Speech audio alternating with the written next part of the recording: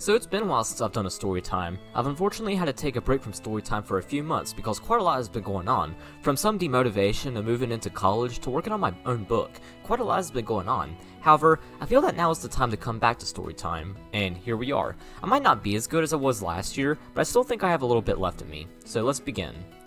So I think we can all agree that senior year is probably the most important school year. I mean, this is it. This is the year that we finish high school and we are released to the real world. Even though I still think that 8th grade was the most important school year for me, senior year was a very close second. However, senior year was by far the most unusual and different school year ever. So weird in fact that it did not even last an entire school year. So today, I'm going to talk about my senior year of high school. I'm Zach, and this is Storytime 45 on March 25th, 2022. So like I did for my freshman, sophomore, and junior story times, I first have to talk about some backstory before I actually talk about the school year itself. So to start, where did I go to high school? Well, I went to an early college. It's where you get both a high school diploma and associate's degree in either arts or science when you graduate. All of this at the cost of $0. To go here, students have to apply when they are in the 8th grade. Only about 30% of students get accepted. I was lucky enough to be one of those 30% of students, because wow, did early college have so much to offer. So next I want to jump a little bit to March 2021. This would have been late junior year. Our high school and college counselors met with each of us juniors with our parents to discuss our schedule for senior year. Me and Dad were the last to have our meeting, but this was no coincidence. The reason is because of where I was in terms of completing my high school and college work. I was further ahead than any other student in my grade. There are 3 reasons why I was farther ahead. Number 1, I took multiple high school courses in the 8th grade. I discussed this more in detail back in Storytime 40, and even though they completely kicked my ass, I still got through them and got me much farther ahead. Number 2, I paid extremely close attention to my college transcript. I paid close attention to what classes I needed to take and where I needed to be. Because of this, I was able to make good class selections. And number 3, I took summer courses during the summer of 2020 to get ahead, and I was planning on taking summer courses during the summer of 2021, so I was really far ahead. My counselors took notice of this. In fact, they noticed that I was just 5 classes away from completing my associate's degree and only 2 classes from graduating high school. They also noticed that I needed only 1 more class in order to obtain a business administration certificate as an extra certificate. So they proposed the idea of instead of graduating in May like everyone else, I instead would graduate in December and go off to college in January. I thought about it with Dad for a little bit, and we ultimately decided to do it. That's why I already graduated high school when I really should still be in high school right now. Now, this was a really big deal at school. Even though we have had multiple students graduate early, we've never had a student graduate early with their high school diploma, associate in science, and an extra certificate. The students who graduated early generally graduated with only a high school diploma and an associate in arts, which leaves less credit hours and does not require as difficult courses as associates in science.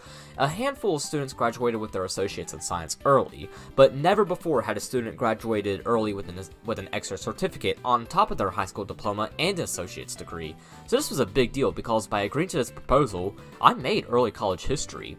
Another thing to mention is that I was the only student from the class of 2022 to graduate early, so this on top of me of course graduating with all 3 things early meant that everyone had their eyes on me. Even though everyone at our school was popular, since we are all friends with each other, I received a lot more attention as well as a lot more respect because of what was happening with me, so this was a huge deal. Now, in order to graduate early, this meant that I had to do a little more work. Normally, seniors only take 1 high school course a semester. I, however, had to take 2 high school courses. On top of that, I also had to take summer courses, which didn't bother me at all since I'd already planned to do that. Even if I wasn't going to graduate early, I still had intentions on taking summer courses. So, over the summer, I took 3 summer courses. However, I only received credit for 1. Why was that? Well, they weren't taken at the same time, but they were College Physics 1 and 2. Each course was a 4-week course. Now, initially, I felt confident about this. I didn't struggle at all with world civilizations back in the summer of 2020, and that was a 4-week course, so I felt confident that I could do as well in physics too.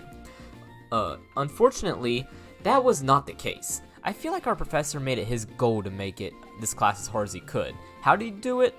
Well, we had 3 chapters due every 3 days. However, our assignments were literally nothing like what was in the book. Like, the book would show how to find one thing, and the assignments would ask us to find another. It was awful. On top of that, the book itself was very poorly written and made no sense whatsoever. Therefore, I had to get a bunch of tutoring. The tutoring did not help, so I emailed my professor to see if he had any resources to help me, and guess what this dude said? He said to reread the book.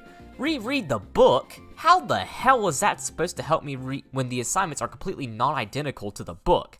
And he replied to my email, after he replied to my email, I emailed my counselors to ask to withdraw from the class. They withdrew me from the course, and because of that, I was also withdrawn from physics too. So looking back on this, I think withdrawing was the right choice. I started this class on May 25th. I was withdrawn on the 31st. During this 6-day period, I was on the computer for about 8 hours a day trying to figure this stuff out.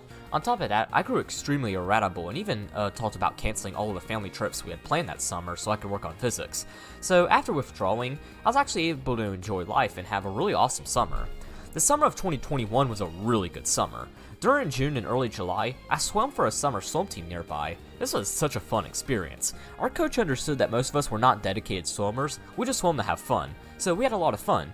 We also had meets every Thursday, although I only attended 3, and overall, it was really fun. On top of that, I also traveled quite a lot. For my 17th birthday as well as Dad's 50th birthday, we went to North Myrtle Beach. It was more of a typical beach trip, but still fun nonetheless. It was also the first time I ever took a break from Storytime as well. I thought this was an extremely convenient time to take a break from Storytime as well, since this week also marked my channel's 5th birthday, so it was a good way to take a break. Literally the day before we took off for the beach, on June 18th, we went to Raleigh. I can't exactly say what we were doing in Raleigh, but I will mention that this was the first time I actually went to my state's capital. I mean, I've been in the Triangle before. We passed through Durham to get to my uncle's house in Delaware, and Mom has had multiple cheerleading competitions in Chapel Hill back when she used to coach cheerleading. So I had been in the Triangle multiple times before, but it was my first time in the Raleigh city limits. Then in early July, more specifically July 3rd, we went to Atlanta. We saw a Braves game. They lost, but it was okay. We still won the World Series, so yeah. Then on July 29th, me and my parents would board an airplane and fly over to Philadelphia. This is a trip to my uncle's house. We normally didn't fly, but when we did fly, we normally flew to Baltimore. But we decided that we wanted to catch a Phillies game, so we flew to Philadelphia. This actually made Philadelphia the largest city I've been to, and I had a lot of fun. Now, that's all the traveling stuff I want to talk about. If you're interested in my experiences traveling, then I recommend watching Storytime 38. But even though I traveled a lot and swam a lot, this summer was still productive because I still did one class, that class being College Transfer Success. So this was a really strange class. The first half of the class was about the community college itself and how the rules worked for it, so it felt a little weird taking this course because I wasn't taking this as my first class. I was taking this as a senior, so I thought this was kind of strange. But then it got into the actual part of transferring to a 4-year university. That's when things got a little less weird. However, I don't really remember much from this class. It was a 1-credit class, so I spent very little time on it. Therefore, I can't really recall much from it. In fact, I don't remember my final grade for this class either. I think I might have made a 96, although I'm unsure. Now, before I get into the actual concepts of the school year, I first want to mention a very prominent figure from Storytime 40 who managed to find herself a job at good old early college. So, my biology teacher, whom most of my peers also had for Earth Environmental Science as well, left. So, who took her place? Well, that would be none other than my 8th grade science teacher. So this was probably the most important teacher I've ever had. For those who haven't seen Storytime 40, back in 8th grade, I was struggling with suicidal thoughts and even had a plan to kill myself. This was the teacher who stood up and did something about it and got me that help I needed. Without her, I would not be alive today. So I was thrilled to hear that she was coming to early college. Unfortunately, I did not have her as a teacher again since she only taught sophomores and I of course was a senior, but I was still really thrilled and still taught with her a lot throughout this year, as we'll see as I progress through the story time. So let's begin. Now, the first day of school was August 16th. However, this is just for us seniors. Our underclassmen began on the 4th. This is so that they could get intensives and stuff out of the way before college classes begin. Seniors do not do intensives, so we didn't have to start until approximately 2 weeks later. Now, in my freshman, sophomore, and junior story times, I started out by talking about my high school classes and then college classes. For this story time, it's going to be a little strange. The reason is because unlike the underclassmen, we didn't have to stay at school all day. We only had to come when we had a class, so that's why it's kind of strange. So I think that for this story time, I will actually talk about the class when I actually get there chronologically to make more sense of it.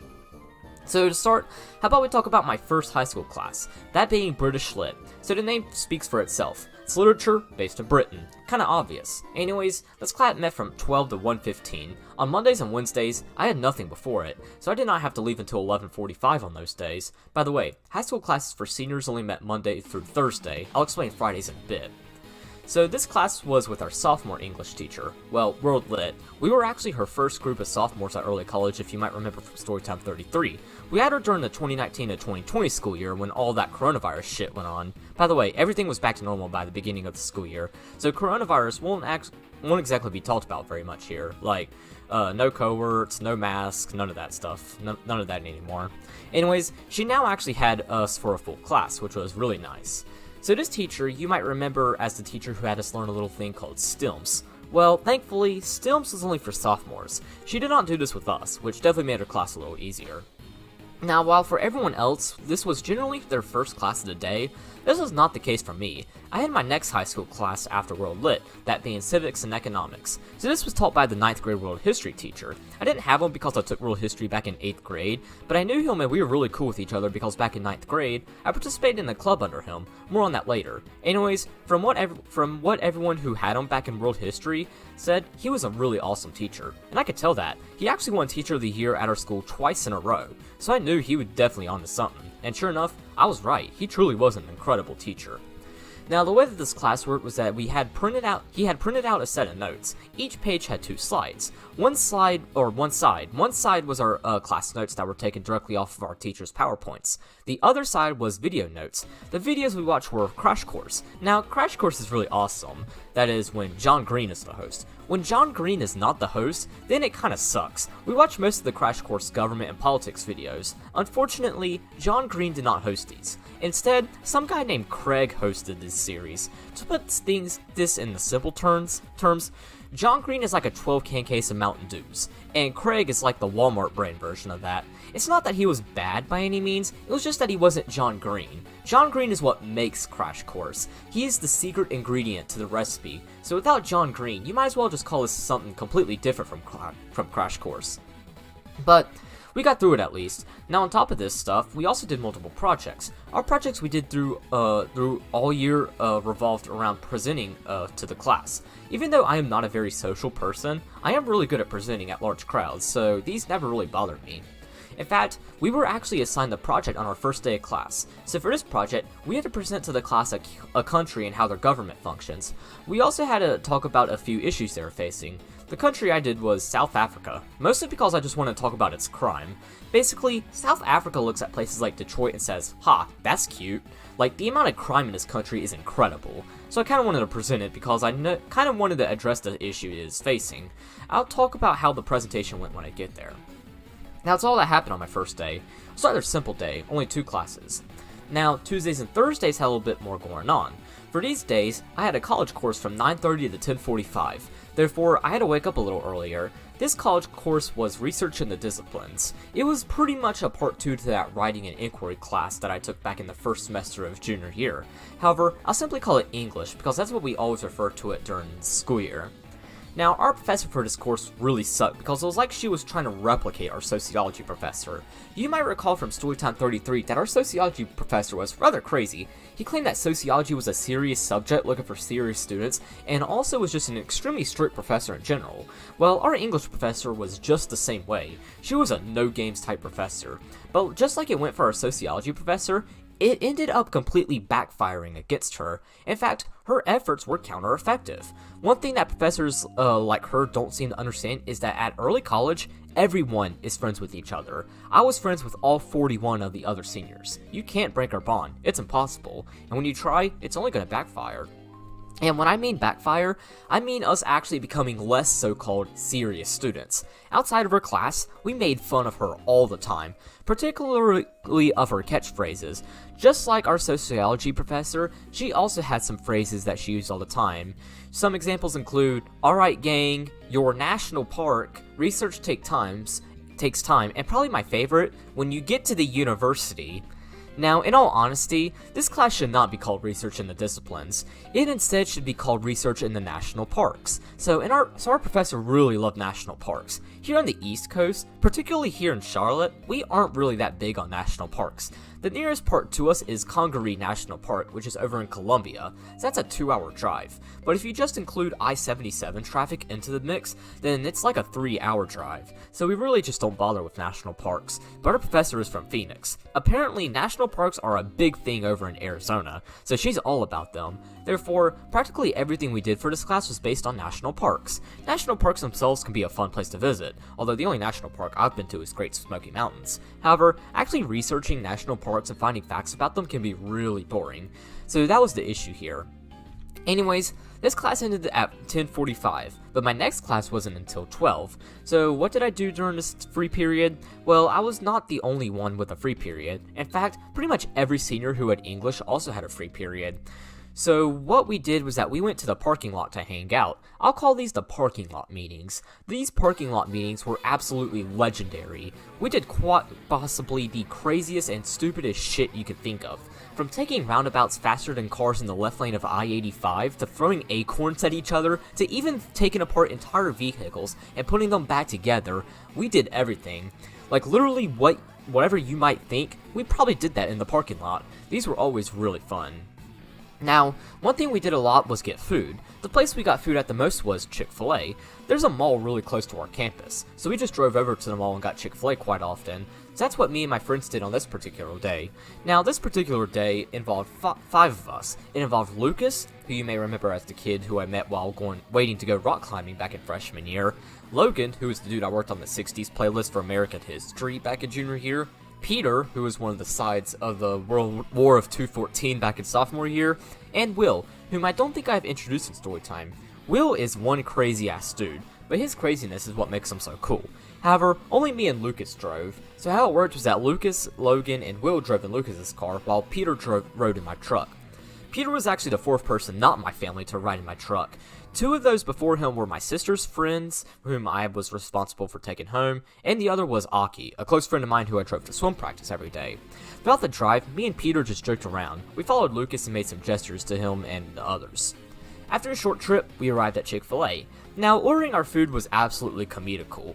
Now, this was not actually the first time I ever went out with friends outside of well, this was the first time I ever went out with my friends outside of school. I had known them for 3 years at this point, but had never done something outside of school. Of course, coronavirus had some stuff to do with it, but also had to do with me just not being a very social person. So I was really pumped trying to order. I had such a hard time keeping a straight face just because I was around my friends, but I was still able to tell them that I wanted a number 1 large, even if it did take me a second to laugh. Of course, being Chick-fil-A, they understood and gave me all the time I needed. I got my food rather quickly. In fact, all of us except Peter got our food quickly. It took a while before Peter got his food, but once he got his food, we left and headed back to school.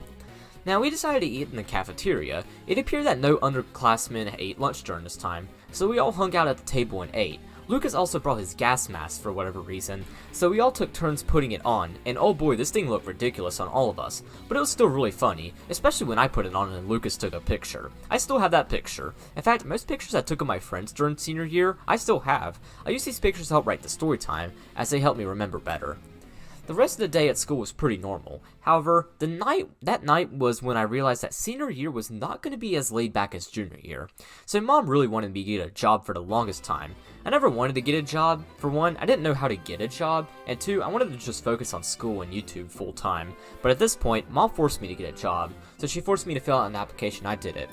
Now, filling out this application was very difficult to do. It was online, and Mom quote-unquote helped me fill it out. However, Mom is not a very cooperative person, so when I filled out something that I knew was right but she thought was wrong, she went ballistic on me. I forgot what it was, but she yelled at me and also had a very sore attitude the rest of the application, even after I proved her wrong. But I got through it, and the hard part was over. Now you might think that the next step was to get a call for an interview. Well, I never got an interview. Instead, the employment manager just called me and said I was hired. I was like, okay, that was easy enough. The reason I never received an interview is because the company was just so short-staffed that they were pretty much looking for anyone that they can hire, so they hired me. Now, I haven't even mentioned what I did yet. So I was a stocker at a grocery store that was really close to my school. I did exactly what you might think. I stocked shelves. I pushed floats filled with items and stocked the shelves. I did not carry pallets though, as you actually have to be 18 to use those, and I was still only 17, so I missed out on that. But oh well, I was still a stalker. So you might be asking, Zach, why are you bringing up work when this is about your senior year of high school? Well, as you'll see later in the school year, semester, work had a pretty major impact on my overall stress level throughout the semester. This is a pretty stressful semester, and work had quite a lot to do with it. Now, Dad is probably watching a Storytime right now, and he is probably extremely pumped up about me talking about work. He's been begging me to do a Storytime about work for the longest time. However, to his dismay, this is probably the extent of what I'll be mentioning regarding work in the Storytime. But fortunately for Dad at least, I plan to do an entire Storytime about work in the future, so at least he'll have that. All you really need to know regarding work is that it often stressed me out a lot because I had to manage it alongside school and Storytime. So let's fast forward a little bit to Thursday, August 19th. So English was normal that day. However, I did get to attend the parking lot meeting that day. In fact, I almost never got to participate in a parking lot meeting on Thursdays. Why was that? Well, from 11 to 11:45, I had a class, that being seminar. So seminar works a lot differently in senior year than in the other school years. For one, we only met on Thursdays rather than every day, but also the content. As mentioned, seniors do not do intensives. So what exactly did we do in seminar? Well, we pretty much prepared for our lives after early college, whether it be going off to 4-year university, getting a full-time job, or joining the military. We talked about what we planned to do and how we were going to accomplish it. This class was taught by our high school counselor, who will be a very prominent figure in the Storytime as it continues onwards. So every day at the beginning of the class, our counselor read us a chapter from the book Make Your Bed. This book was written by William McRaven, who was a 4-star admiral. The book itself is about lessons he learned during Navy SEAL training. Even though I have no intentions on joining the military, the lessons from the book were universal to really anything you could think of. Lessons like never giving up and believing in yourself can be applied to anything. So these lessons were pretty important for everyone. Now, other than that, we focused particularly on applying to college. So we did things like filing out the FAFSA, getting an FSA ID, and even applying to college. However, my case with this class is a little weird. I didn't actually have to do any of the assignments presented. Because I had already applied to early college by the time that senior year began, I had already done all the stuff, so I pretty much got a free 100 for this class. But the materials were still made available for me so that I could at least get a glimpse of what everything consisted of. So that's why I still took this class even though I didn't do any assignments for it. The next day was Friday. Now, Fridays are very strange, so all of the underclassmen have college courses in the morning.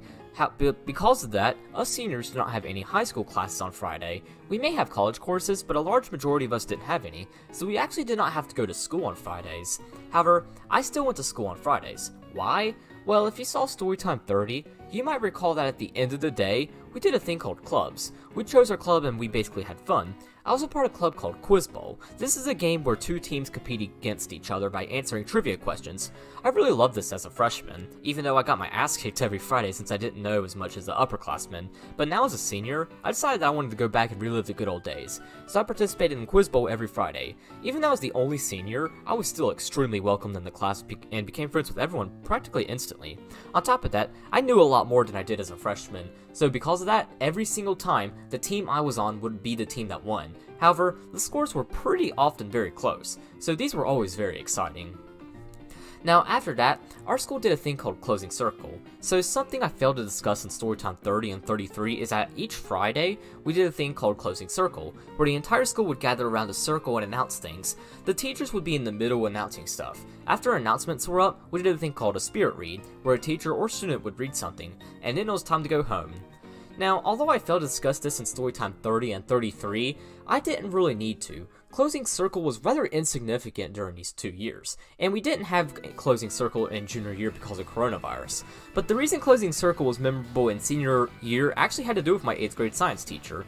So of course, like all the other teachers, she was in the middle. At the end of Closing Circle, we could actually talk with them if we had any questions or if we just wanted to talk. So seeing her, I decided that, you know what? I'm just gonna say hello to her. So I did, and holy shit, her reaction was priceless. When she saw me, she shouted my name and we hugged.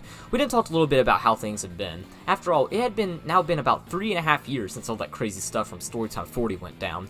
Apparently the other teachers actually told her quite a lot about me, specifically involving me graduating early. So that was like one of the first things she said when we talked about. We then talked for a little bit more and then we both headed out. We also would have chats like these every Friday, which always put me in a fantastic mood. So then that brings me to Monday, August 23rd. So for Civics, we presented our foreign country government project. Now, how our teacher did these presentations was that he would allow us to volunteer to go first. After everyone who wanted to go first, he would then call on random people to go. I never had to worry about being called on since I always volunteered to go first, so of course, I went first. So this presentation went extremely well. I used PowerPoint for this, and all the slides were detailed with information and all had pictures. However, there was one slide in particular that I remember more than the others. So this was a slide that talked about crime in South Africa. As mentioned, South Africa makes Detroit look like the safest place in the world, so I decided to express this through a meme. So you have probably seen a meme that says, "This frizzle took the kids to the west side of Chicago," and the picture is a shot up school bus. I found this exact picture, but replaced west side Chicago with South Africa. This cracked up everyone, as well as the teacher. But honestly, I don't think people were necessarily cracking up because of the meme. They were really cracking up because of Aaron. So Aaron was very notorious at her school for being an extremely nice and friendly kid who had some rather hilarious moments we call freshman moments, even if they didn't take place during freshman year. If you saw Storytime 33, you might remember him as the kid who told her seminar teacher to spread them cheeks. So this is one of his freshman moments. Literally right when I turned to the slide about the crime, Aaron started screaming and started dying laughing over the meme. Everyone, myself included, started laughing. I mean, whatever Aaron finds funny is automatically funny, so of course we all joined in and laughed. Now, this moment right here is what set the precedent for future presentations for this class. My teacher gave me a 100 for this, mostly just because of that meme. I determined that the reason I made 100 on this project was because of the humor presented in the presentation, so I decided to add humor into all my future projects. I'll explain what I mean by humor when I get there. So yeah, that was my first project for Civics. It went really well and I had a lot of fun making it. The next day, on August 24th, we were assigned something that would be pretty important in English. So we were told that for the class, we were going to have 3 projects. The first project was going to be a research paper about our assigned national park. So our teacher went around and assigned us a national park. The national park she assigned me was North Cascades National Park. This is a park located about 2 hours northwest of Seattle. The landscape of this park is just downright majestic, like it doesn't even seem like a real place. If you've been there or you just Google pictures of it, you'll know what I mean. Now, this was all that we did for our national park so far. Since the class didn't just start just yet, we weren't going to do a whole lot. In fact, this paper was not due until November 2nd. The reason is because our professor first had to teach us how to do research and stuff. Then in late October, we finally dove into writing the paper. Now, I also want to mention that English was not my only class this semester. However, it was my only in-person college class. Online classes did not start until the 30th, which I'll get to when I get there. Now in British Lit, we finally started the material. We started off by reading Beowulf. This context of this epic poem is pretty insane considering how old it is. Like, we don't even know who wrote it on top of that. It was written in Old English. Old English is pretty much a completely different language than the English we speak today. Like, if you think fees and thous are bad, wait until you try to listen to something in Old English. I'll link a video of a Hillsdale College professor actually reading the opening lines of Beowulf in its original Old English in the description to give you an insight of how it sounds. Now, because this epic was written 2,000 years ago before any of us were born and none of us spoke in Constantinople, we obviously read it in a translation to modern English. Because of this, reading wasn't terrible at all and pretty easy to follow through. Now, what I particularly want to mention is that part of the book where Beowulf is boasting about himself to Hrothgar. As an assignment, we were challenged to write a boast speech about ourselves in the same way Beowulf did. For it, we had to write 3 things to boast about. They didn't have to necessarily be things we're good at, but we just had to boast about them. For me, I decided to boast about my skill at writing, driving, and video games. In the writing part, I indirectly talked about the length of Storytime 30. This storytime was about 28,000 words long. At the time, this was actually my longest storytime. Of course now it's only my 5th longest, with my longest one, Storytime 43, being over 46,000 words, but it was still a considerable amount to boast about, so I did that. For the driving, I talked about how good of a driver I was in places I have been driven to. I specifically mentioned how I drove to Raleigh back in June. I then talked about how I was so good at driving that I could drive all the way to Los Angeles without any trouble if I wanted to. Of course, while it's impossible, I probably won't drive to LA just because it is so far away and because the West Coast kinda sucks. For video games, I talked about Mario Kart. I talked about how I was the greatest Mario Kart player. I said that I was so good that the mods on the Mario Kart 8 Deluxe Speedrun.com platform banned me from submitting runs because I killed all the competition. Overall, this is a really fun assignment. I don't really like to boast that much, so this required me to actually think about this stuff in a way I don't normally think. So now how about we talk about my online college courses now that those have finally opened up. So I technically took 3 online college courses, but I only took 2 at a time. I'll explain what I mean. So one of the courses I took was General Biology 1. I had to take this as well as General Biology 2 because I withdrew from Physics back in the summer. Anyways, even though I despised Biology, Biology was at least a lot easier than Physics. On top of that, General Biology 1 and 2 were 8-week courses. This meant that I took Biology 1 from August to October, and then Biology 2 from October to December. So while this was still fast-paced, it was not as fast-paced as Physics, so this worked out really well for me. Now, the way this class worked was that every Thursday, we had 2 chapters to do. Each chapter had a quiz and a lab. Quizzes were worth 90% of our grade, while labs were worth 10%. So yeah, quizzes were a big deal. But they were open notes and we could use the book, so that made them extremely easy. As for labs, well, these were probably the most time-consuming part of the class. We generally only had like 5 questions, but these questions were split into like 5 parts each. Sometimes these parts had parts within them, so it took a while. But luckily, our professor made this a whole lot easier. So this professor was extremely lazy. Oftentimes on quizzes, she would name the pictures the answer, so all I had to do was download the pictures and then I would have the answer. As for the labs, I don't think she even looked at them. For one lab, I actually submitted a blank document, and she gave me 100 for it. So having a professor that was this lazy was definitely great to have for a course that is supposed to be difficult. Now I had the same professor for both Biology 1 and 2, so both classes ended up being cakewalks. The other online college courses I took was Introduction to Marketing. So this was the final class I needed in order to see my business administration certificate. This class was extremely straightforward. We had a chapter quiz due every Wednesday, nothing else. So this is a course that did not really stress me out that much. Now the professor for this course is a little interesting. So this was the same professor I had for business law. As stated in Storytime 43, business law was the best college course I ever took. So I had pretty high hopes for marketing under the same professor. Unfortunately, he kinda sucked. So he was similar to my biology professor in the sense that he was extremely lazy. However, he was lazy in a bad way. The course was not updated whatsoever. Like all the dates listed were for the spring 2021 semester, so I had to guess which dates translated to the fall. While I correctly guessed every time, it was still a pain when it shouldn't have been. Another thing too was his quizzes. He often had short answer questions that only counted exact matches. To make matters worse, he did not go back and change them, even if I emailed him. In fact, when I emailed him about this regarding the first quiz, he told me that he was not going to change anything and that it is what it is. So I generally had to accept B's and C's on quizzes that I should have gotten A's on.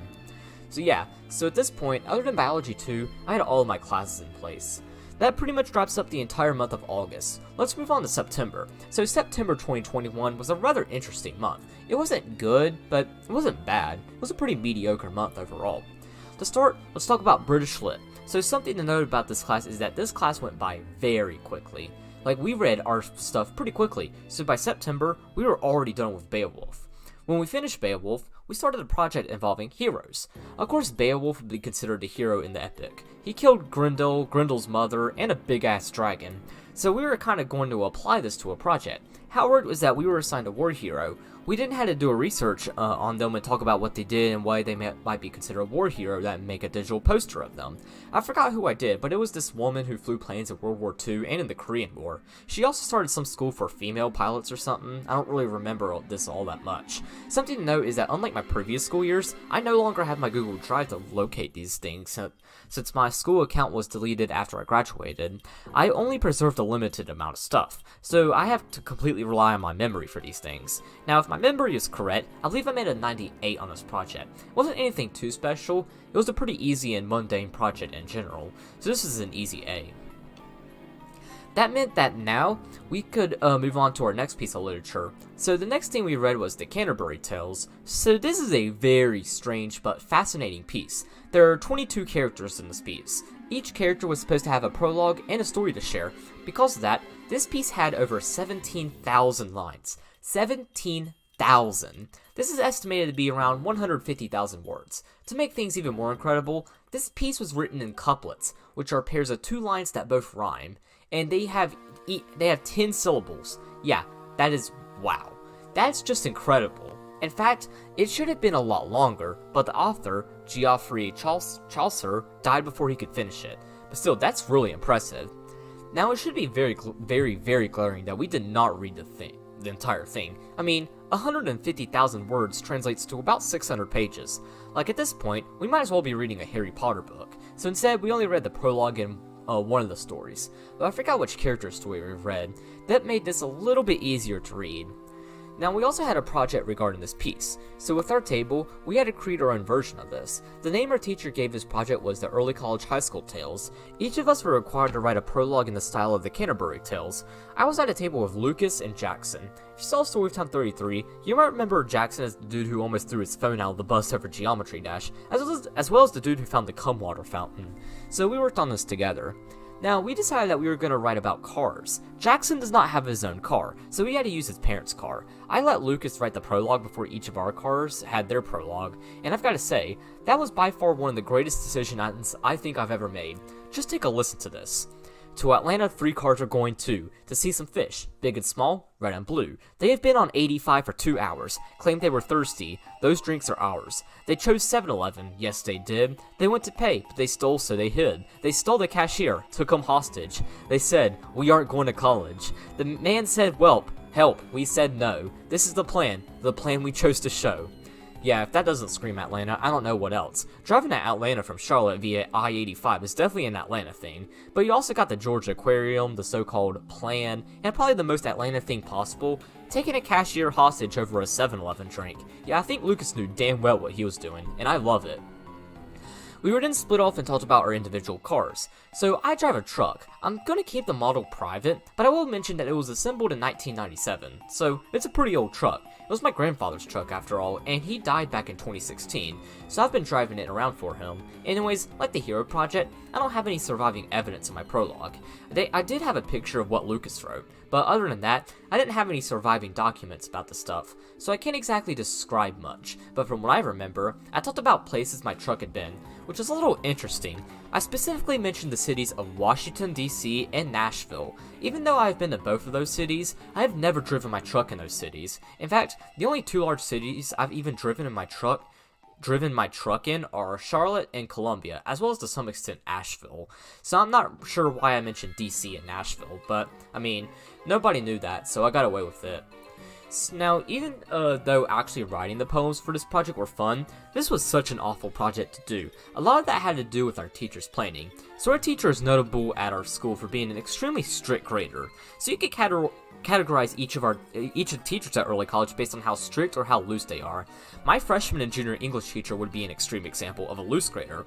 If you saw Storytime 37, you might remember that her directions were often very loose, which sometimes was a bad thing as we saw with the Rube Goldberg machine. On the other extreme is the really strict grader, who wants everything exactly how they want it or they take points off. My sophomore and of course senior English teacher is the extreme example of a strict grader.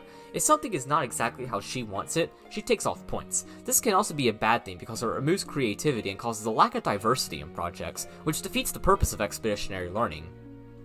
This project was that way, but on top of that, our teacher had some rather questionable and just downright weird-ass directions. So for this project, each table had a Google Slides, which made sense since we were presenting these. We had to write our poems on them, which while inconvenient, it still made sense because we were presenting. But here's where things got really weird. We had to record videos of ourselves reading our poems. Despite the fact that we were literally presenting them and we could literally read them out loud, we had to play a video of ourselves reading our poem. What the fuck? Anyways, this was a super inconvenient thing. The reason had to do with Storytime 22.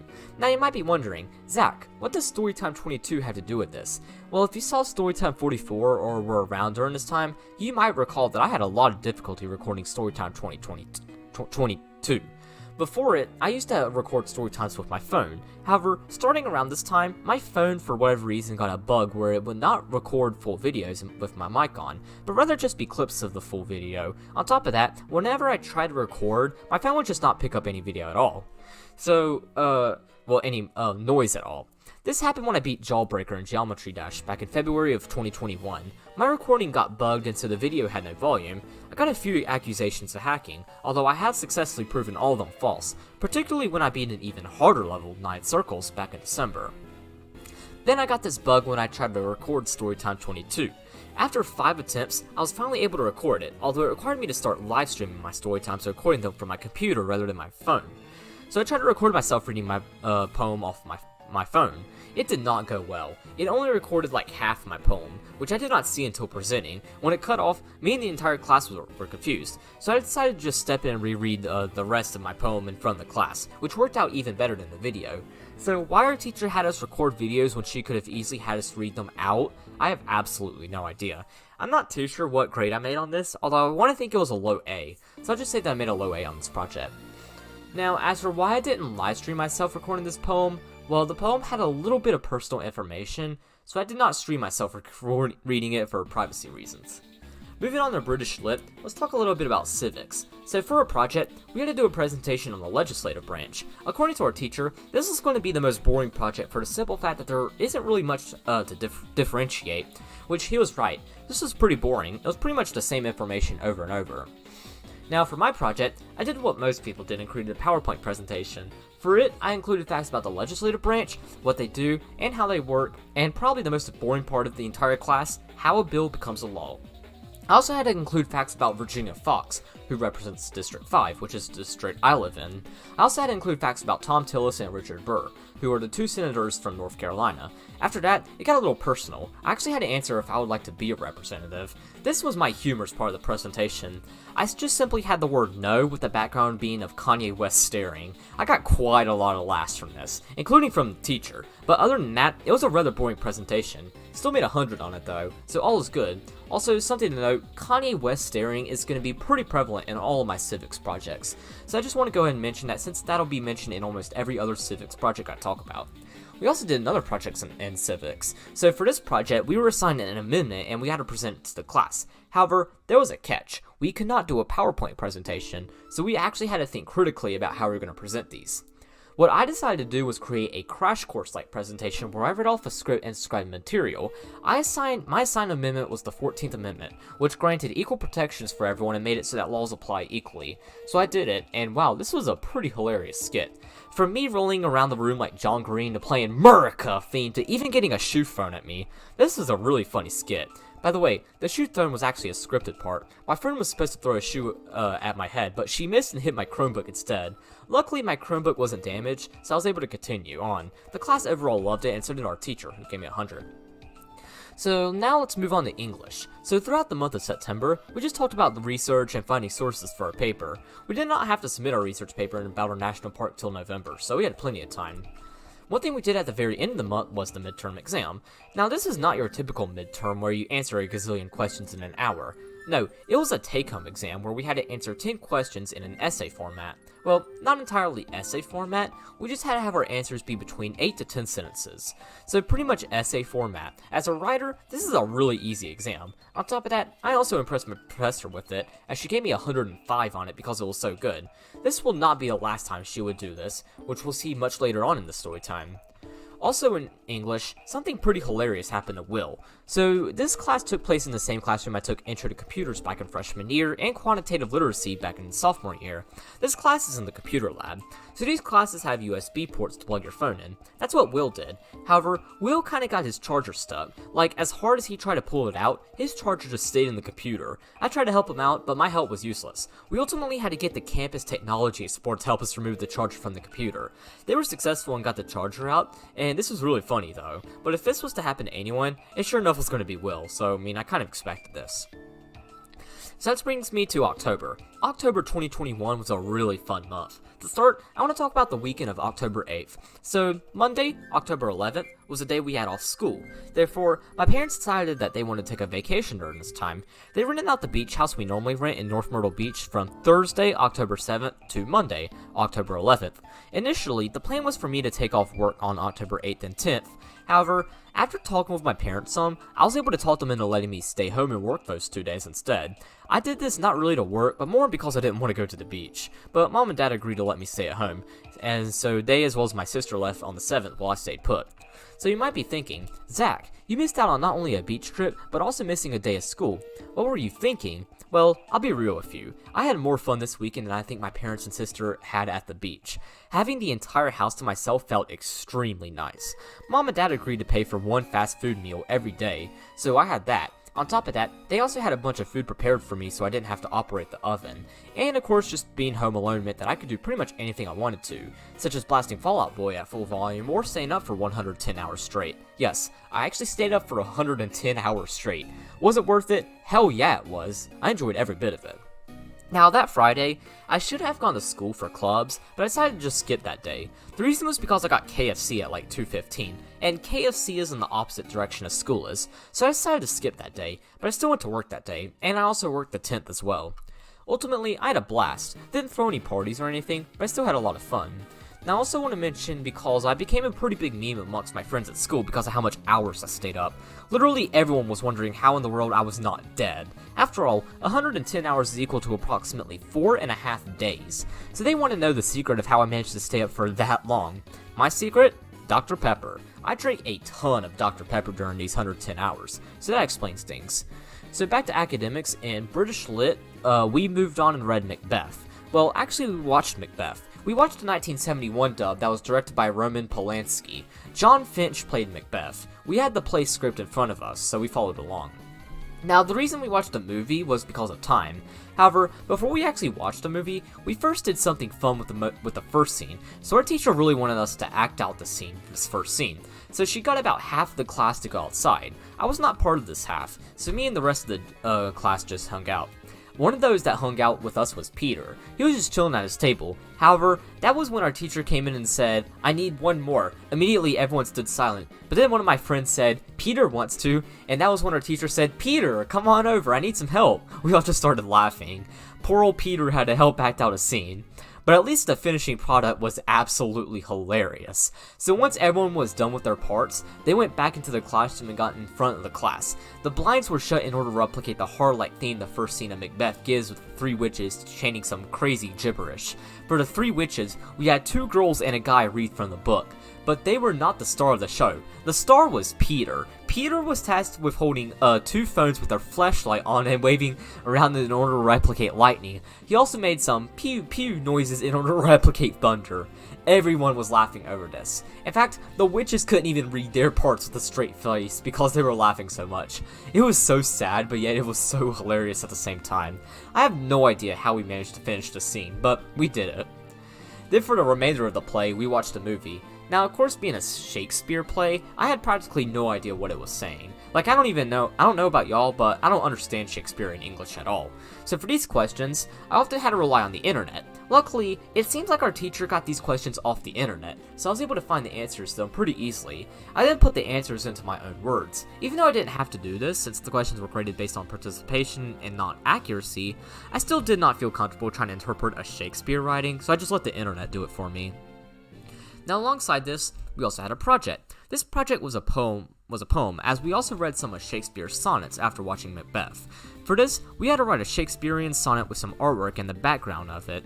This was probably the hardest project throughout my senior year. Writing the poem was really easy to do, as even though my poems aren't good, I can write them fairly easily. The challenging part was the artwork. I am no artist, so I struggled some. For the poem itself, I just wrote about my truck. This was easy to do, since poems about my truck were pretty fresh on my mind. For the artwork, I just drew a picture of some hills and my truck on them. Now, I actually did this project twice. The reason is because overall, the class did not meet our teacher's expectations. In all honesty, I think she should have realized that not all of us were artists, as she graded these very strictly like she normally did. For my second attempt, I just did the same thing, as I had a 98 in the class at the time. I ultimately made a 79 on this, which didn't hurt me at all since it only brought my grade down to a 96, so I didn't really worry too much about this. Now, Macbeth was not the only thing we read during this time. We also read 1984 by George Orwell during this time too, but unlike everything else, we did not read this book as a class. Instead, we were tasked with reading it on our own time. Our schedule in regards to reading the book is that all the questions for part 1 were due in mid-October, then the questions for part 2 would be due in late October, and part 3 questions were due in November. So we were given quite a lot of time with them, which made sense since each part was like 100 pages long, but overall, 1984 wasn't really significant. It was just the questions. However, I wanted to mention it because it'll be discussed in December when I talk about a huge project I did in this class. So, let's move on to Civics. So in Civics, we did a project about the judicial branch, but unlike the previous project, this project had a lot more diversity in it. What we had to do was to present the class a Supreme Court case and its significance. I was assigned Matt versus Ohio in 1961. This case established that illegally obtained evidence cannot be used in a trial. To present this, I once did a PowerPoint. I presented everything in the normal fashion, and by normal fashion, I mean Kanye West there as one of the slides. The class once again loved this, and I got 100 for it. However, what made this really funny was the night before presenting. I emailed my presentation to my teacher at 2 in the morning. My teacher made fun of me for this in class, so the class knew that this presentation was going to be a big meme before I even presented it. So let's move on to English. So this month we officially started work on our first project, that being our research paper for our assigned national park. Now, even though this paper was not due until November 2nd, I'm going to go ahead and talk about it now since I actually turned it in late October. So this paper had to be in MLA format. For it, we actually had to have an introduction, 5 body paragraphs, a conclusion, and a bibliography. The paper had to be at least 3 full pages. Mine ended up being over 7. The reason it was this long was because of the bibliography. Our professor required at least 5 sources. Simple enough. However, what was really painful about this was that our professor actually checked and counted off points if we did not cite our sources correctly. Yes, she literally checked every single rule regarding citations. If you leave out a period or forget to italicize stuff, she counted points off. She also wanted us to do these citations ourselves. This was extremely problematic for me, as I had never cited something manually. I always used a citation machine, but ultimately, I just used a citation machine just because I didn't feel like hand doing them. The best part was that my professor never even noticed this, so I didn't get points taken off. And plus, almost all the sources that I used came from the National Park Service, with the exception of a Washington State University study about ice caps and glaciers or something like that. This paper was also done in parts, so we had deadlines for different parts of the paper. As an example, our first thing was the outline with citations. We then had to do an annotated bibliography. That's the super overly drawn citation stuff we did in Intro to Film for Storytime 40, which I did not miss at all. However, the worst part about these was the time frame. We were only given 2 days to work on our outline. Our outline was pretty much us actually writing our paper. We had to write all of our paragraphs and have our sources cited in only 2 days. This is assigned on a Tuesday. I worked on Tuesdays, and I had church on Wednesdays, so this was a huge pain in the ass. But I will say, it did make writing my paper a lot easier. Unfortunately, for some reason, the outline didn't help that much on my second paper, which I'll get to later. So for the paper overall, I pretty much talked about what makes North Cascades National Park special. I talked about its geological history, its cultural history, its wildlife, its climate, and finally, the problems that affect it. I thought these were good points of discussion, and my professor seemed to agree with me. She gave me a 98 on this paper, which I actually did not expect to get. I thought I was going to make a B, but I think I often underestimate my writing capabilities, so that's why I made a 98 and not a B. Also in October, I wrapped up Biology 1, meaning I officially started Biology 2 in late October. So Biology 2, in my opinion, was a lot easier than Biology 1, as the quizzes were more visual type questions. It also incorporated a lot of anatomy, which is a subject I find pretty easy.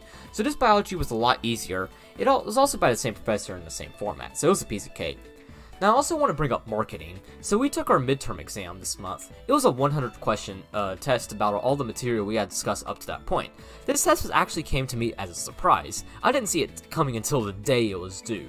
So I was a little scared, so I decided to just go in and see how it do. I did the entire thing without using my book or the internet. After answering question 100, my heart raced as I clicked submit. But then, I saw my grade. I made a 100 on it. A 100. I was in complete disbelief. I literally guessed on most questions, but yet I made 100? How the hell did that happen? Outside of winning the sperm race, this is probably the luckiest thing that ever happened to me in my entire life. So then how about we move on to November? November was a really busy month. It was also the worst month of 2021, which I mean, isn't too out of the norm. November in general is normally a pretty bad month, which, although February is generally the worst month of the year, so 2021 had its own thing going on. Anyways, I first want to mention university. So I officially got accepted to my first choice school on November 5th. I applied to multiple other colleges too, and every single one I got accepted. I'm not going to say where I go to college since that's personal information, but I will say that it's pretty close by, so much so that I can come home every weekend. But it's far enough away so I can still live on campus, not feel like I'm too close to home. So it's perfect proximity. Now, back to school, let's start off with British Lit like I've usually done. So the first thing I want to talk about is poems. So we were still talking about poems, since they were pretty popular in Britain during the Enlightenment era. We particularly talked about metaphysical poetry. Metaphysical poetry is pretty much when you take poetry, philosophy, and storytime and mix them together. It's much more complicated than that, but that's really the gist of it. One poem we read in particular was Meditation 17 by John Donne. This is like a short essay, but it's mostly philosophical and supposed to be spoken out. So what our task was is that we had to memorize this poem. Well, not the entire thing. We had to memorize the No Man is an Island part of the poem. We were originally assigned this back in October, and we had to have it memorized on November 4th. Now, because I am pretty good at memorizing, I actually did not memorize this until the night before on November 3rd. After church, I memorized it. I was able to memorize it in only 45 minutes, so it wasn't that bad. I can no longer recite it now, since it's been almost 5 months, so I can't exactly recite it for y'all, but it wasn't that bad. Now on November 4th, we were given a sheet of paper, a sheet with the poem. Some words were missing, so we just had to fill in the missing word in the blanks. This is a whole lot easier than what I was expecting. I was expecting that our teacher would call us one by one and have us recite it outside in the hallway, so this was a super easy assignment that I made 100 on. After that, we started work on a final novel we read for this class. So this was Frankenstein. How Frankenstein was written is really mind-boggling. So Mary Shelley, the author, dreamed this entire book and wrote it as a challenge. But probably the most impressive part about it is that she was just 17 years old when she wrote it. That's how old I am, and I'd say I have a larger vocabulary than most people my age. But the vocabulary used in this book is absolutely incredible.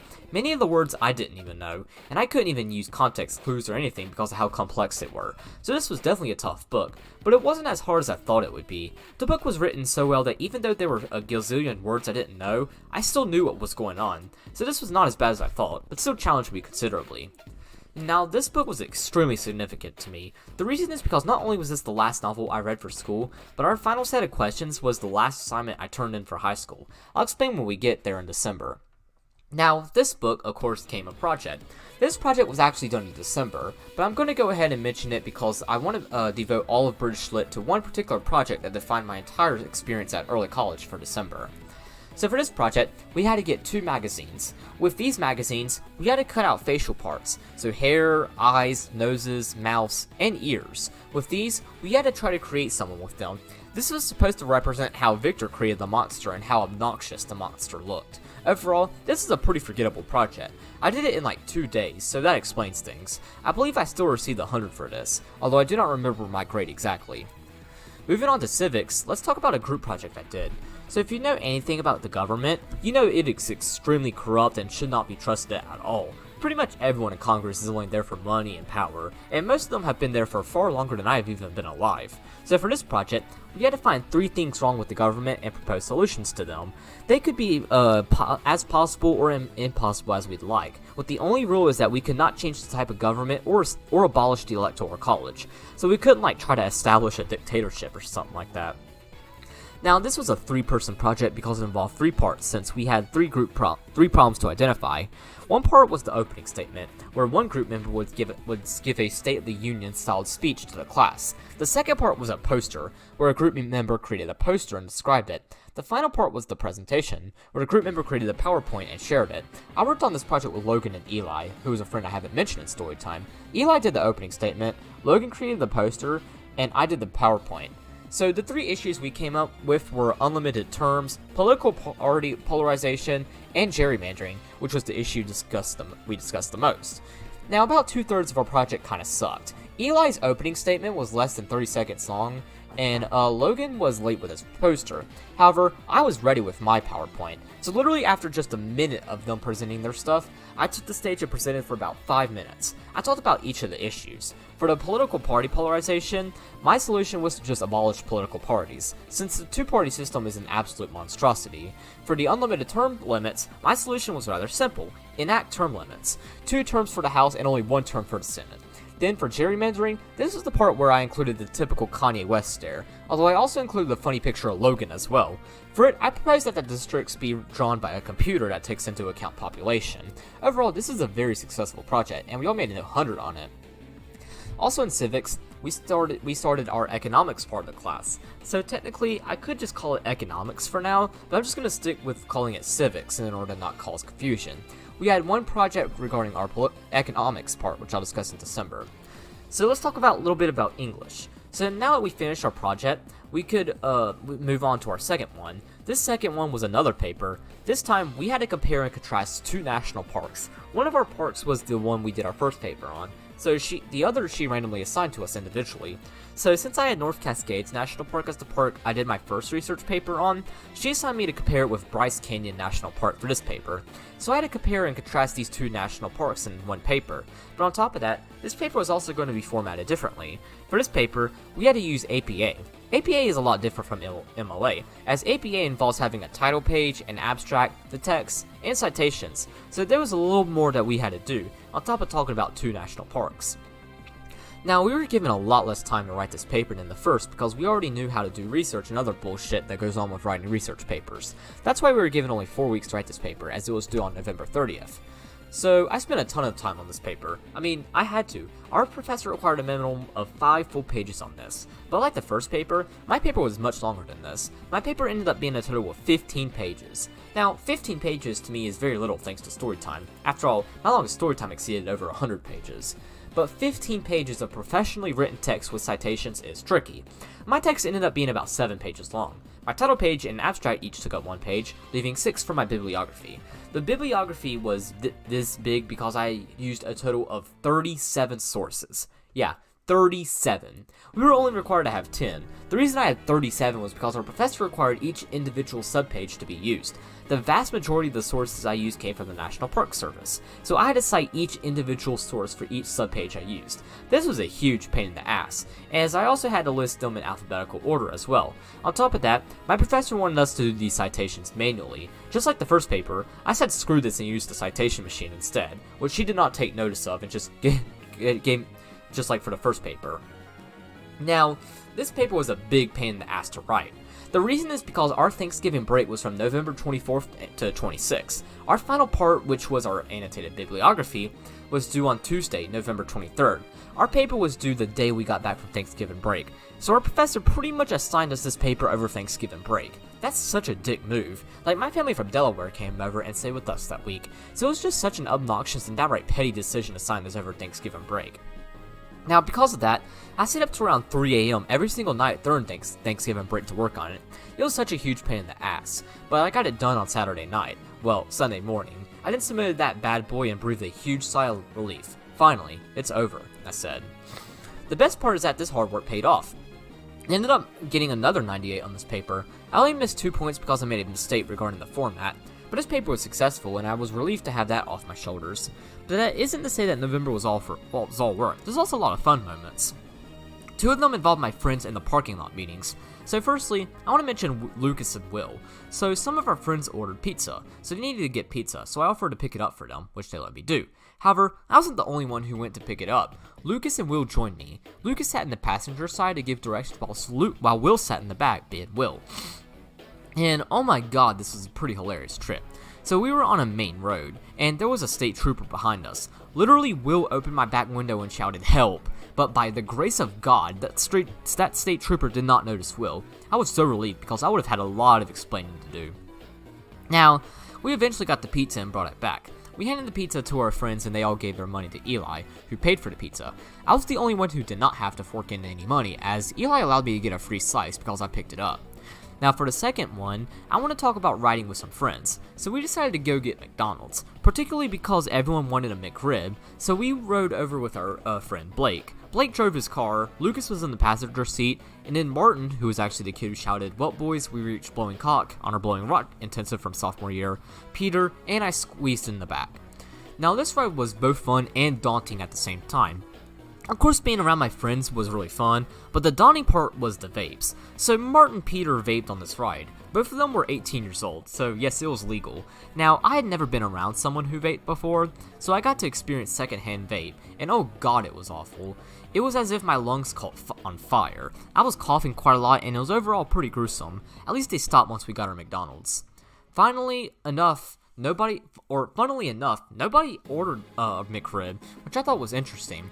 I got the double cheeseburger meal, and everyone got their order, but oh god, Blake had a field day trying to order his food.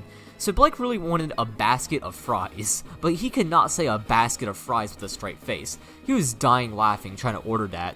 That caused us to laugh too. I don't think the woman taking his order was that amused, but she passed it on. He eventually got it, but wow, that was by far the funniest I had ever seen someone try to order something from McDonald's. Ironically enough, every time I've been at McDonald's since, I've ordered a basket of fries myself just because of that.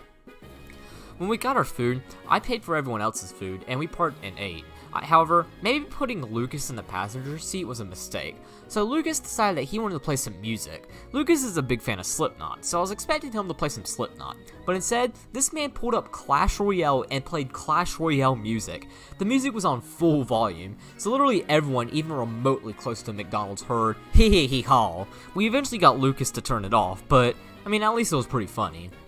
So that brings me into December. December 2021 was one hell of a month. Even though it's a short month, only being 8 school days long, it is jam-packed with events and other stuff.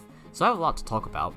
So when it comes to December, I'm going to drive a little bit away from the typical order that the Storytime has been and first talk about marketing.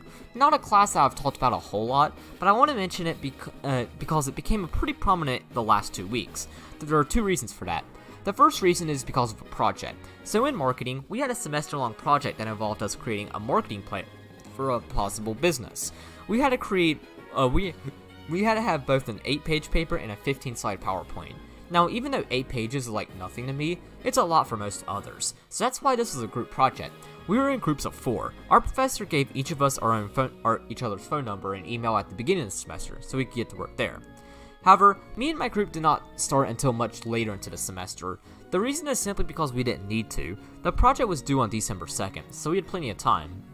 Now, we actually planned out everything back in September. We decided that our business was going to be a gamer cafe, and if that's what you want to call it. It's supposed to be a place where gamers can hang out together and play games and stuff. Pretty unique idea, since most gamers didn't really have a social life, myself included. However, that's all we did for a few months. We actually did not lay out the plan until late November. Well, the group did. I didn't really do a whole lot on the planning and laying out on the foundation part. My part would come a little later. So we decided to write the paper was to have each of us write 2 pages. That made things a lot easier for each of us. I was the last person to write their 2 pages. However, I did not write 2. Instead, I wrote 5 pages. Our paper was 11 pages long because I wrote so much. Why did I write this much? I have no idea. I wrote this the night of November 30th, although it became December 1st by the time I finished it. I finished it at around 3 a.m., so I worked on it for a solid 5 hours. My group thought I did really well. They also had already created the PowerPoint, so the next day we submitted the project. However, our professor graded this thing really strictly. He gave our group a 76 on it. He never told us why, which kind of pissed us off, but the project was only 10% of our grade, so it wasn't the end of the world. Now, the other thing for marketing was a bigger deal, that being the final exam. So the final was set up the same way as the midterm. However, our professor gave us a review quiz that we could take as many times as we wanted to. This is exactly what he did in business law, but just like he did in Storytime 37, this final had the exact same questions as the review. I anticipated this, since I knew his style for business law, so I breezed through this test since I studied the review. But unlike the midterm, I did not make a perfect score. I only made a 92. That's still really good though. Because of that, I kept an A in the class. So now let's move on to English. So we had one final project for this class. Now that we had written academic papers, it was time to apply this onto a presentation. How this worked was that our professor pretended to be a wealthy donor who wanted to donate $10,000 to a national park. So we had to create a PowerPoint on why our national park should be the park that received this $10,000. The park that hypothetically won the $10,000 would receive 5 bonus points. We could choose between 2 national parks we did our second research paper on. I just stuck with North Cascade since I knew pretty much everything there is to know about it at that point. So, I created the PowerPoint extremely easily. I included very few words on it. To put it simply, I didn't need to add many words since I knew everything on it so well. Therefore, when it came to present, I just talked the top of my head, although I did use the slides as pictures in order to demonstrate my point. Now, our professor assigned us our day and time we had to present. I was assigned as the first person to present, so there was quite a lot of pressure on me. We were assigned this on Thursday, December 2nd. I had to present the very next class on Tuesday, December 7th, so there was some pressure on me. However, I was ready. I felt really confident and I knew what to say, so I went up in front of the class and on the 7th and presented. This went extremely well. I did not stutter or lose my place at all. I spoke consistently and had a high volume so everyone and even the back row could hear me. However, at the end of everyone's presentation, our professor asked us a question. However, these questions weren't really difficult questions. They were more hypothetical questions. The questions my professor asked was, will you be updating your website to provide information on progress y'all are making? I told her that we would, but that I would make my response even stronger was that I defended it. I discussed where on the website we would update and how often we would update it, so this is a great presentation. Then at the end of the class, our professor announced which part would receive the 10K. Out of 10-something students that presented, she picked North Cascades National Park. Everyone then clapped for me. I was really excited, as that's 5 extra points. Now at this point, only half the class had actually gone. The other class presented on Thursday, or the other part of the class presented on Thursday. They had a separate winner, since our professor thought it would be unfair for us who presented on Tuesday to compete with those that competed on Thursday. I'll actually talk about Thursday later on in detail, so I'll talk about how English went for that day. So now back to high school. I'm also going to break tradition here and talk about civics. So back in mid-November, we were assigned our biggest project for this class. For it, we had to pretty much decide our life. We had to talk about what job we wanted to do, where we were going to go to college, and what we had to establish a budget for our first year in the workforce. For me, this is pretty easy to do. My idea from the beginning of the project was to have a zero-based budget. A zero-based budget is a budget where once everything is spent, the amount of money left over is $0. I personally prefer this because this allows me to know where all my money is going. My allergies are really messing with me right now. So in the presentation, I pretty much talked about that stuff. I also downloaded the presentation onto my computer, so I actually have evidence of it, which I'll explain the whole ordeal later on. So this is by far the best presentation I think I've ever done, even better than the English presentation. However, instead of being professional like the English presentation, this presentation was better because of the humor in it. Because it was the final civics project, I decided to go all out with the humor. One of the biggest pieces of humor was Dave Ramsey. So if you saw Storytime 37, you were probably familiar with our second intensive we did in junior year. This is our financial literacy intensive where we learned about personal finance. This class was created by Dave Ramsey. Ramsey became a pretty big meme among us, particularly about how much he talked about budgets and because of his hatreds of credit cards. So the first slide of the PowerPoint was the title slide, but for the background, I used a Dave Ramsey meme. It was a picture of Dave Ramsey, but it had the subtext on it, which said, "Is that guitar in your budget?" This meme cracked up the class, especially Aaron. For the second slide, I talked about what I wanted to do for my career. Now for this, we were supposed to choose 3 careers and then choose one of them, but since I already been accepted at college for accounting, I just talked about being an accountant. Although things have changed as I'm now studying forensic accounting, but most of it's still the same. For the third slide, I talked about the median salary. Since I'm going to be going into forensic accounting, the salary is much different than simple accounting. On top of that, this stuff is somewhat personal information since I actually looked at a specific job in Charlotte, so I won't go into detail. Slide 4 through 6 are private information, so I'm going to skip those. However, I will mention that one of these slides were about putting a price tag on college. I talked about how my parents had a college fund for me and that because of early college, I won't have to go in debt. I didn't say that because of this, Dave Ramsey would not haunt me in my sleep, which of course cracked up everyone. As a matter of fact, even the simple mentioning of Dave Ramsey would crack anyone up in class. For the next slide, I had to talk about groceries. For it, I included a gif of the Cookie Monster eating cookies, which the class really liked. For the 8th slide, I talked about transportation. I said I would continue driving my truck, but honestly, I doubt it. My truck is 25 years old, so I doubt it. I might use it for the first few months of work, but after that, I plan to buy a newer and used car that's more fuel efficient and more dependable. But more than likely, I won't even need a vehicle since I'm probably going to be living in a skyscraper in uptown Charlotte, so I'll be close to everything. I'll be walking distance to the Panthers, Hornets, and Knight Stadium, my job, the light rail, and most importantly, a frickin' Burger King. For the 9th slide, I had to talk about utilities. Since I plan to rent an apartment, I'm not going to have to worry about electricity, water, or any of that. On top of that, my job will provide health insurance, so I won't have to get health insurance. I believe the only bill I had to come up with was a phone bill, so I added that. However, I also added the gif of Dave Ramsey cutting a credit card with scissors just to add more Dave Ramsey to the PowerPoint. The next slide was just entertainment and shopping and stuff. All that's really worth mentioning is that I plan to set aside $50 for my cat, and I put a picture of him for just the heck of it. The next slide I threw was probably the best background for a slide I've ever created. So back in November, I took a rather interesting picture of myself. I took it in British Lit. It was simply a picture of me staring into the camera, so I decided to use it for the background of this slide. The best part was that this picture became distorted because I took the picture with my phone vertically, so this made it even funnier. Literally right when I turned to the slide, everyone started going crazy, especially Aaron, who cracked up even harder than he did with the foreign country project, so everyone loved this slide. Now the slide itself was rather boring, well, for most people. It was about mutual funds and investments, which I find interesting, which I mean, I'm an accounting major, what do you expect? But for most others, it was boring, so for the distorted picture, it was definitely needed to keep the class's attention. But the stupid backgrounds did not stop there. On the next slide, I talked about charity. This slide was the slide I dedicated to Kanye West's stare. This also cracked up the class, although not as much as the distorted picture of me because at this point, they expected Kanye, but they still loved it. Then for the final slide, I had to do a reflection.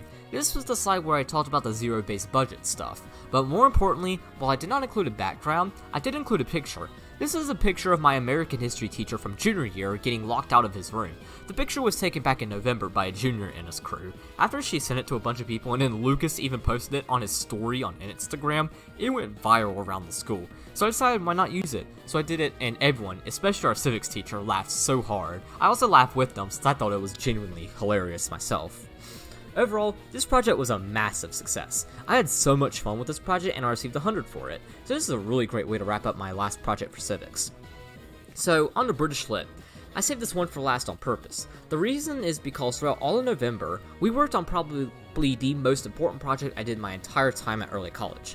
More important than my Romeo and Juliet discussion in English back in freshman year, more important than my birthday polynomial in Algebra 2, more importantly than my book in American Lit, and more important than my Closing the West mural in American history. This was our senior project, which we called our senior talks. So this project was required. Well, everything we did was required, but this project was required for us to pass British Lit. If we didn't do it, we wouldn't pass. So this was a huge project. Now this project, how this project worked is that we had to create a Google Slides. We had multiple different tabs for different things. The pages we had were home, about me, learner profile, British Lit, high school, and college. When I talk about the presentation, I'll discuss what each individual tab entailed. So we worked for this for a few weeks from mid to late November. Well, we were originally not given that much time. For whatever reason, our teacher wanted us to have these done on Thursday, November 18th. She assigned the project on Monday, November 15th. However, she really underestimated the amount of time it would take for us. So I made a lot of progress on it Monday. But Tuesday night was when I made the large majority of progress on this project. I stayed up all the way to 4 a.m. working on it. I worked on it for a total of 6 hours that night. Now, I normally can't do stuff like for that long unless I'm deeply intrigued by it. That's how I was able to work on Storytime 40 for 14 hours straight. This senior talk was something that really intrigued me, and I wanted it to be the best it could be, so I worked my ass off on this. Now, I specifically chose Tuesday night because I knew I was going to be working on this for a while. On Wednesday, I didn't have to get up until 11, so Tuesday night was the perfect night. Now, even though I made massive progress on it, I did not have it completed. I still had to complete the high school and home tab, and I had not even started the college tab, so I still had some work to do. In fact, I actually would not get, I would actually get more time to work on it Wednesday, November 17th. So when I walked in the classroom, my teacher greeted me and asked how I was doing. I told her that I was tired. She didn't ask why. That was when I told her that I stayed up to 4 a.m. working on the senior talk. She then pulled up her email, and sure enough, she found emails from me that included completed pages of the senior talk at like 3:30. So because of that, near the end of the class, she announced to the class that she was going to extend the due date to Tuesday because she realized that the Thursday due date was very unreasonable. She didn't add that it was because someone decided to stay up to 4 in the morning, and then she then said my name in a very humorous way. We as a class laughed and then celebrated. So by staying up till 4 a.m., I not only got ahead, but I also saved my entire class, as I was the only student who had this much progress on it. So because of this extension, I just waited until that Saturday morning to get to work. When I say Saturday morning, I mean 3 a.m., as I first had to record Storytime 42, which, fun fact, that's actually the latest I've ever stayed up to record a Storytime. I normally start recording Storytimes between 11 and midnight, since that's when my mind works best. Although this Storytime is a little different, I started recording at 2 p.m., so a little bit earlier than normal. Anyways, I got a little bit of progress, but not much, as I was kind of tired for both work and recording Storytime, so I delayed this progress until that night. That night would actually be when I finished a senior talk.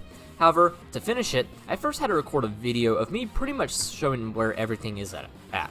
Just like how I kind of became a meme for staying up to 4 a.m., I did another meme with this thing. The meme was recording this video outside in 31-degree weather.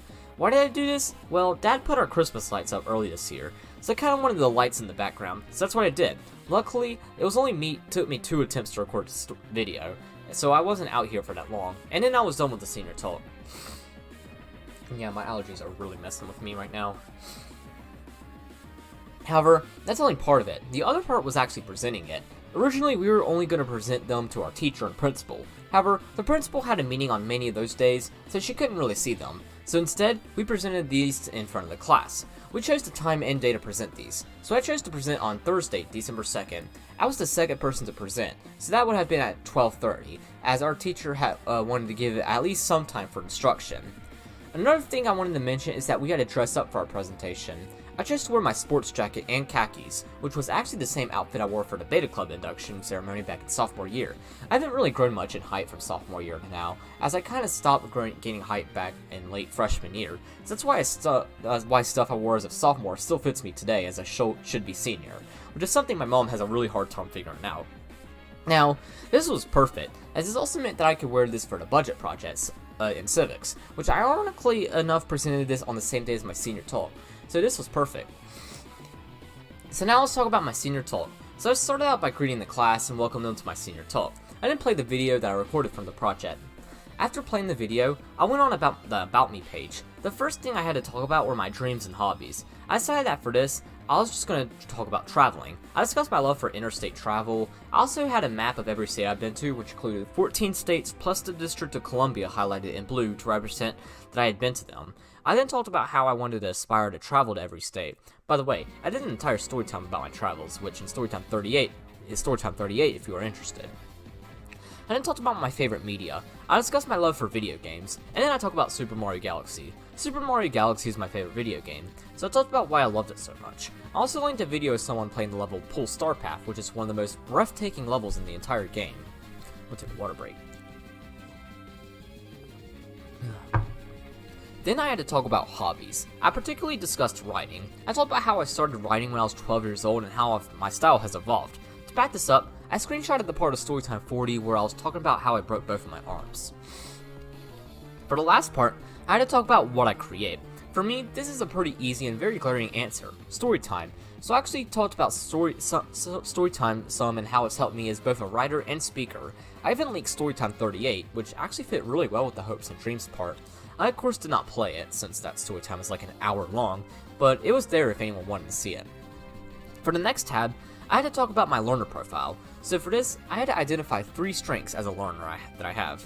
For my first strength, I talked about endurance. I particularly discussed my endurance with writing. To do that, I talked about the story with Storytime 40 and how I spent 14 hours straight working on it. As proof, I screenshotted the word and page statistics for the script.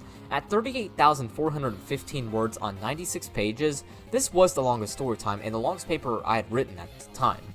Now, because you might be wondering, no, I did not link Storytime 40 on the site. If you've seen Storytime 40, you know that suicide is a major topic throughout the storytime, and I felt that even though nobody was going to see it, I still felt like it would be inappropriate for me to link a storytime that talks about that on a school project, so I only took screenshots of it. For my second strength, I talked about speaking. So I'm a really good speaker, both on camera and as a public speaker. I'm really good at speaking up and making sure that everyone in the back can hear me. So to prove this, I linked Storytime 33. I chose this storytime in particular because it was about sophomore year, so it was a little bit more relatable. I discussed how it took me 2.5 hours to record this and how I spoke in a concise manner the majority of the 2.5 hours. For the third strength, I talked about time management. So while for many the COVID-19 pandemic messed up their time management skills, it actually helped me with my time management. Throughout junior year, I was always on top of my work and I always planned every Monday what days I would do the assignments I had each week. I talked about how I can use this for college and my career. I then pulled up my midterm for English and talked about how time management allowed me to get a 105 on it, which was actually false. I got a 105 because the paper had superior quality, not because it turned it in 23 hours early, but it still straightened my point. The next tab was the British Lit section. The first thing I had to talk about was the assignment that stuck out to me.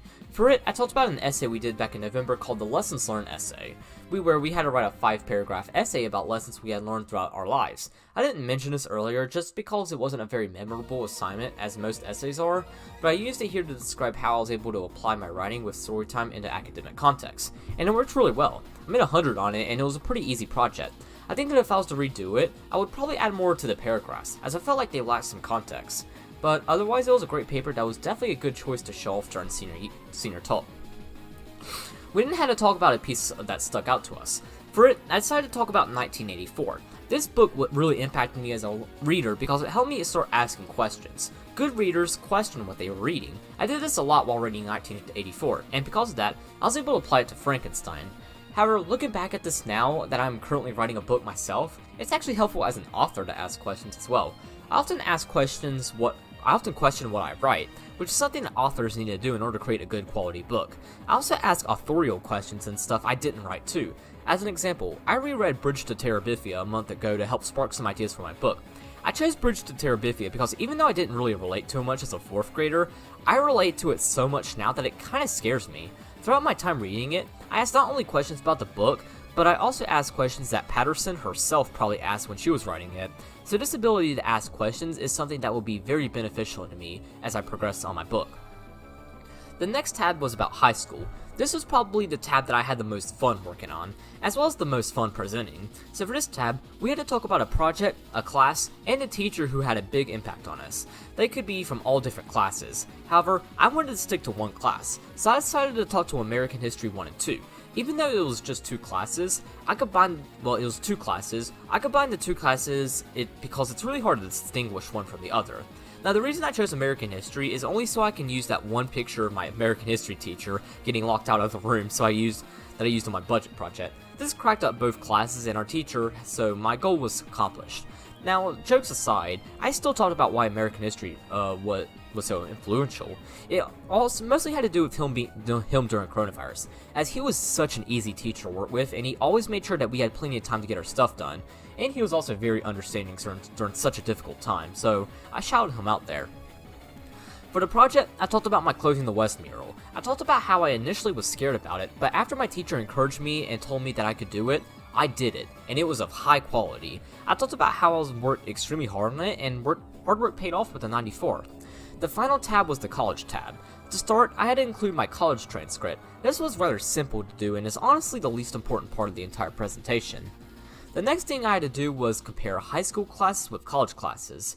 Now, when I say college classes, I mean college classes that we took with the community college my school is connected with, not university classes like what I'm taking now. So personally, it's hard to compare the two because their difficulty varies. Like the hardest class I took, which was Introduction to Computers, was harder than most high school classes, but the hardest high school class I took, being freshman English, was harder than most college classes, so they varied a ton. For the final thing, I had to talk about how I felt about my overall progress with college classes. This was the part where I talked about graduating early as well as plans to go to university for the spring 2022 semester. I thought this was a great way to end the senior talk off, and my class agreed. I was received with a massive round of applause and I was given 100 on this project. Overall, I thought I did incredible. I stood up there in front of the class for 8.5 minutes and talked about myself. On top of that, I also really enjoyed it, which is actually how I got 100. My teacher said that she could tell I was having a damn good time while presenting, which is why she gave me 100 on it, and I think this 100 was very well deserved. So yeah, that was my senior project. However, that wasn't the last assignment I did. The last assignment I did was our final chapter of questions for Frankenstein. I did this on Tuesday, December 7th. I remember finishing the book and being relieved and excited. I then answered the questions. I then reached for the final one. I answered it. Then it was time to submit the final assignment I would ever do in school. I pressed the submit button. Immediately, a rush of energy and excitement went through my body. I had done it. I just completed my final assignment in high school. The feeling was so unreal, but that was only the beginning. So let's talk about Thursday, December 9th. While this was not the final day of school, it was the final day of class. My last day of attending classes as a high school student. Oh boy, this is going to be really hectic. So I woke up to my alarm at 8:30. I didn't want to get up because I didn't really have to go to English, as I already had my presentation done. But then, I told myself this was going to be the final community college class I would ever attend. So I got up and went there. I didn't do anything in English, as expected. I just watched the rest of the class give their presentations. Then at 10:45, it was time to leave. I had done it. My final community college course. For the next hour and 15 minutes, I had free time, so I just went over to Zaxby's. After getting my Zaxby's, I went back inside and played BTD6 while Lucas watched me. Then it was time for British Lit, so for this day, we finished up the rest of the senior talks. After that, we all said goodbye to our teacher, and we were free to go. Well, except me. I still had Civics, so I went to Civics. On this day, we took our final test for Civics. It was only microeconomics. It was only on microeconomics, not a cumulative test or anything. I took my time, and when I finished, I received my score, a 96. I missed one question. That was the final test I took in high school. When we finished, we were allowed to leave. When I finished, I almost had a heart attack. I just took my final test I would ever take in grade school. 12 years had built all to this moment. I was beyond thrilled. So then was the walk to my truck. But while walking to the hallway, I came across my 8th grade science teacher. I guess she was printing some stuff, so we talked for a little bit. She congratulated me on finishing my final day of class, and we talked about what my plans were for the future. After talking, I went back home. So yeah, even though it was short, it was a pretty emotional day and a really satisfactory day. And that, my friends, brings me to the last day of school. Not just the last day of the school year, but the very last day of school. A day I had been preparing my entire life for. A day I would consider to be one of the best days of my life. A day that was even more emotional than March 8th, 2018. This was December 10th, 2021, my very last day of school. So before I talk about this day, I first want to go back to the night of Wednesday, December 8th. So I knew that after I graduated, my school email was going to be deleted, but I wanted to preserve some stuff that I did in school to save as artifacts in my schoolwork. Both the budget project and senior talk were of those preserved. I also saved multiple other stuff, even some dating back to 6th grade, which was when digital schoolwork became more popular. On the 10th, I shared a lot of this stuff with the teachers, so that's why I'm bringing this up. However, there was one document that stood out the most, so this document came from 8th grade. It was for English. We were reading The Outsiders, so the context kinda involves spoilers, so I won't give any context. But for the assignment, we had to pretend like we were gonna live for 100 years. We had to try to predict things that would happen at different ages. So stuff like when we were gonna graduate high school or college or start a family and stuff like that.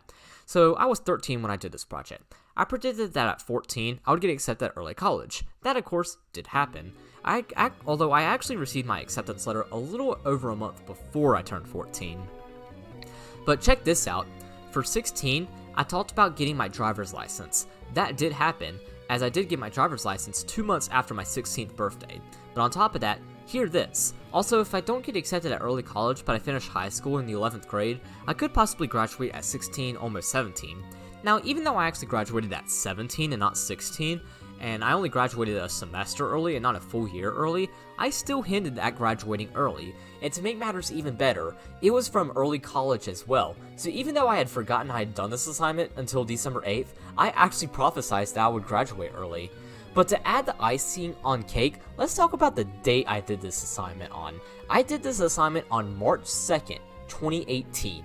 If you saw Storytime 40, you know that I was suicidal during this time, and this was just 6 days before I tried to kill myself. So the fact that I prophesized all this during such a difficult time, that's pretty insane. I am so glad I came across this, as it helped me realize that yeah, my entire life has pretty much led up to this point.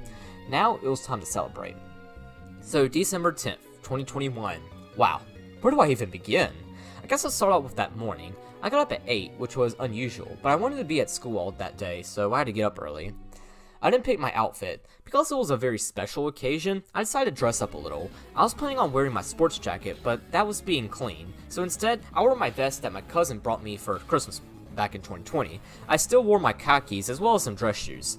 Then I took off. The final morning, I drove myself to school. Definitely a breathtaking experience. And then I arrived at school. So I spent the first maybe 30 minutes talking about the receptionist. We pretty much talked about how I've grown over the years and how it was the final day. However, she said that the staff was having a meeting, so I decided that I'll just get some breakfast while they wrapped it up. So I headed out and got some Bojangles. Now, Bojangles is good and all, but getting Bojangles might have been a mistake. The reason is because of that sweet tea. If you want to take a piss, drinking Bojangles sweet tea is a really good way to do that. I had never really eaten Bojangles all that much, so I didn't really know about that sweet tea. So because of that, I had to piss like 5 times that day. Anyways, I got my Bojangles and headed in the lunchroom. The teachers were in their meeting, so I hung out in the cafeteria with all the underclassmen who didn't have a college class during that time. I don't really like to say this, but I wasn't really popular, but I was really popular back in high school. I don't like saying this because even though I was really popular, I wasn't more or less popular than anyone else. We were all equally as popular since we were all friends. So pretty much all the underclassmen hung out with me, and we all talked. Then, our chemistry teacher walked in. She saw me and we talked for a little while. So alongside having her in chemistry back in 11th grade, I also had her for Earth Environmental Science back in 8th grade. So I actually came across an assignment from the class that showed her it. We talked for a little bit about the class. Apparently, that class was mostly experimental since it was her first semester doing it. So that explained why the labs didn't really work too well. I then showed her that Outsiders project in 8th grade, which she was really impressed about. Went and talked some more, and afterwards we went our own ways. Now, the underclassmen were still in their college class, so during this time, I visited each of my teachers. You know, just say goodbye individually to them and talk with them. After all, they all had a massive impact on me, so might as well talk with them. So I went over to talk to my civics teacher's room, so we talked for a little while. I showed him the Outsiders project, which blew his mind just like it did with me. We also talked a little bit about college, as the college I'm going to is actually the college he went to, so he gave me a little bit of advice regarding it and some tips on how it works. Afterwards, I passed by American history teacher in the hallway. When he passed, he then said in this stereotypical Storytime 37 voice, "Congratulations, brother Baynard," and we talked for a little bit. I forgot what we talked about though, probably about freshman me and how I've grown, but I don't know. He didn't congratulate me one last time and that was that. Then came one of the most important parts of the day, that being talking with my good old 8th grade science teacher. So to start, we mostly talked about how much I had grown, particularly since March 8th. In just a little under 4 years, I went from trying to kill myself to becoming a legend at early college. On top of that, I'm just a lot older and a lot smarter since. In that process, I also showed her parts of Storytime 40, which impressed her quite a lot. But then was when I completely blew her mind. So this is when I showed her the Outsiders project. I actually did not initially tell her that when I did it, as all I told her was when I did this project back in 8th grade English, she read the paper, which had her more impressed, particularly because I predicted myself graduating. But then I told her that I did this assignment on March 2nd, 2018. She then made that face that was even more hilarious than the one my algebra teacher back in 8th grade made when a student turned in our first day of school homework on the last day of school. Her face was a mixture of both surprisement and confusion. I wrote this 6 days before March 8th. The paper was so happy and optimistic, and yet I wrote it during such a time where I thought that I was better off dead. In all honesty, I think I should not be surprised about this. My biggest strength as a person is that I can overcome any challenge that is thrown at me. March 8th is actually the day that I gained this strength. If I could survive my own suicide, I could survive anything. Since then, I've applied this strength to pretty much everything. I'm currently applying it for right now in college, as college is really difficult right now. More on that later. But yeah, she was really impressed. But then somebody entered the door, that being our school's data coordinator. She had balloons as well as some candy. She told me about how it had came from Mom. Mom had walked in the office asking for it to be given to me. Our data coordinator asked if she wanted to bring it to me directly, but then Mom said no and started crying. We then started laughing. By the way, I brought these balloons with me pretty much everywhere I went that day. Wherever I went, those balloons went with me. So on top of being very nicely dressed, these balloons also told everyone whose special day it was. Anyways, we talked up for a little bit, mostly just about how I was feeling and the excitement about the end of the day with bringing the class. I'll discuss what happens when we get there. Afterwards, the data coordinator went back to her office to do some work, and me and my science teacher were continuing talking. I then showed her the pathogen project from 8th grade, so this was probably the most memorable thing I did in her class, well, academically. The reason for that is because while we were working on this project, both of my arms were broken. We then talked a little bit about how me breaking my arms. Apparently she actually forgot how I broke my arms, but I then told her it was because I jumped over a tennis net, and we both started laughing and both made some jokes about it. We also talked about the boys group. The reason this came up is because I worked on the pathogen project with Ryan, so we talked about Ryan for a little bit. Then we talked about Robbie. We particularly talked about two things in regards to Robbie. The first was when he threw a chair. Now, most people didn't really know much about what was going through his mind when he threw that chair. He threw that chair on March 9th, 2018. Of course, with everything that happened to me that day before, Robbie could not control himself, so he threw a chair. So we talked about that for a little bit. But then we went back to our humorous tone when my science teacher brought up Robbie dislocating his knee.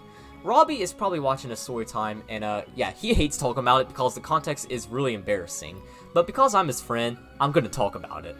So even though she knew how he dislocated his knee, my teacher didn't know how he did it. So I explained the context. What happened was that Robbie was doing a Fortnite dance, and he tripped over a desk and fell to the ground. That's why it's embarrassing for him, because Fortnite. We didn't just joke about that. After that, my teacher went to get lunch, and we departed. So the next person I talked to was my counselor. Since proposing the idea of graduating early to me and my dad back in March 2021, she played a very important role in regards to helping me with applying to college and keeping me on track, and I applaud for her a lot. She was fantastic. So we talked a little bit. I also showed her my Outsiders project, which is like everyone else, completely blew her mind. We didn't talk for a little bit. I also filled out a form that all graduating students fill out in order for the school to communicate with me post-graduation. Afterwards, it was lunchtime, but before that, I had a quick conversation with my British Lit teacher and 10th grade seminar teacher. Not the one that got arrested, obviously, the one that took his place. We three talked for a little bit, them congratulating me and stuff. And then, it was time to eat. Well, I actually didn't eat anything. Instead, I just hung out in the cafeteria.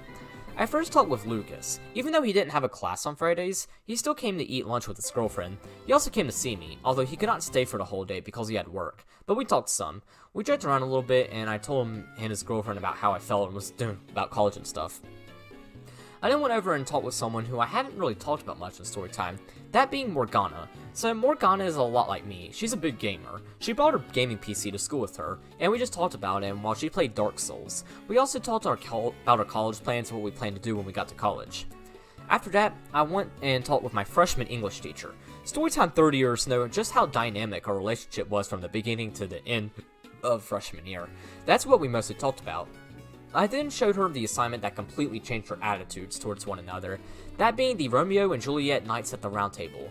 So if you haven't seen Storytime 30, basically this project involves us having a class discussion. We had to speak at least 4 times in order to receive the 100. I spoke a total of 9 times. In fact, it was so much that she had to pass a note telling me to shut up. Since then, we've had an incredible relationship.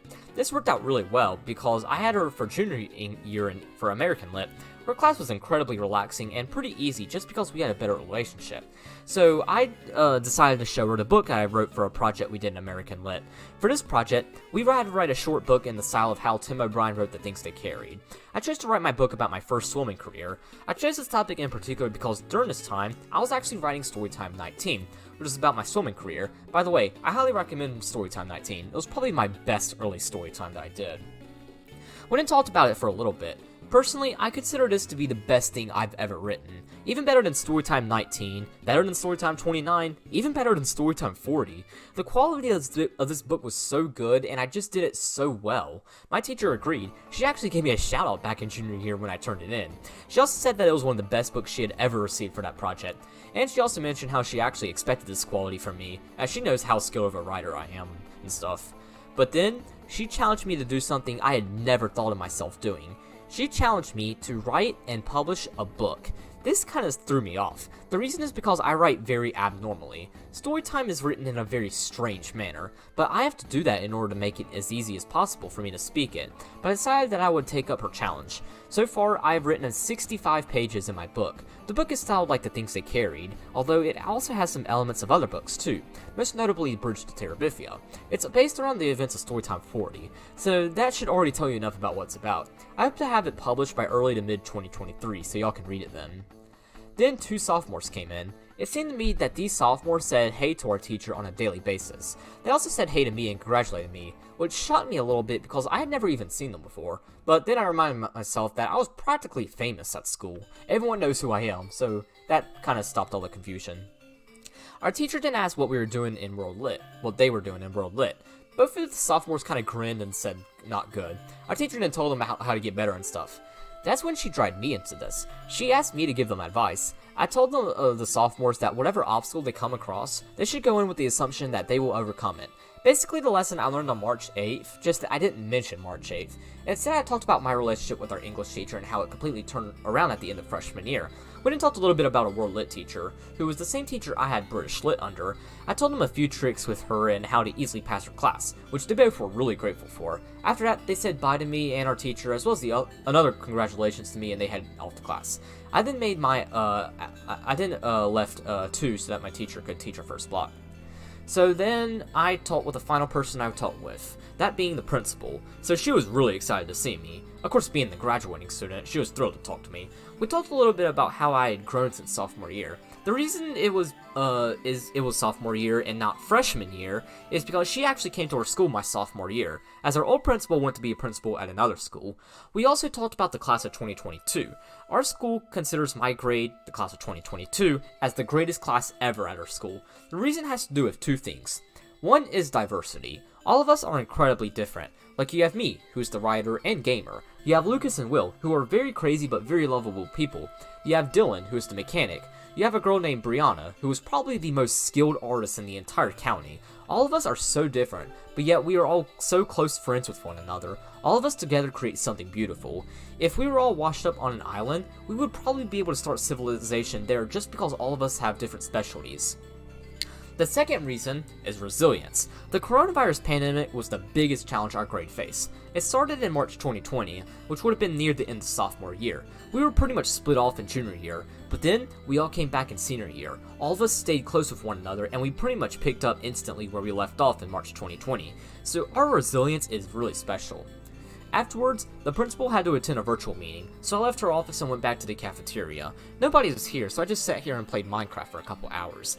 Now, although this does not sound very significant, it actually is pretty significant in the long run. I started playing Minecraft in June 2010, right at the start of its alpha phase. I was 6 years old going into the first grade when I played this for the first time.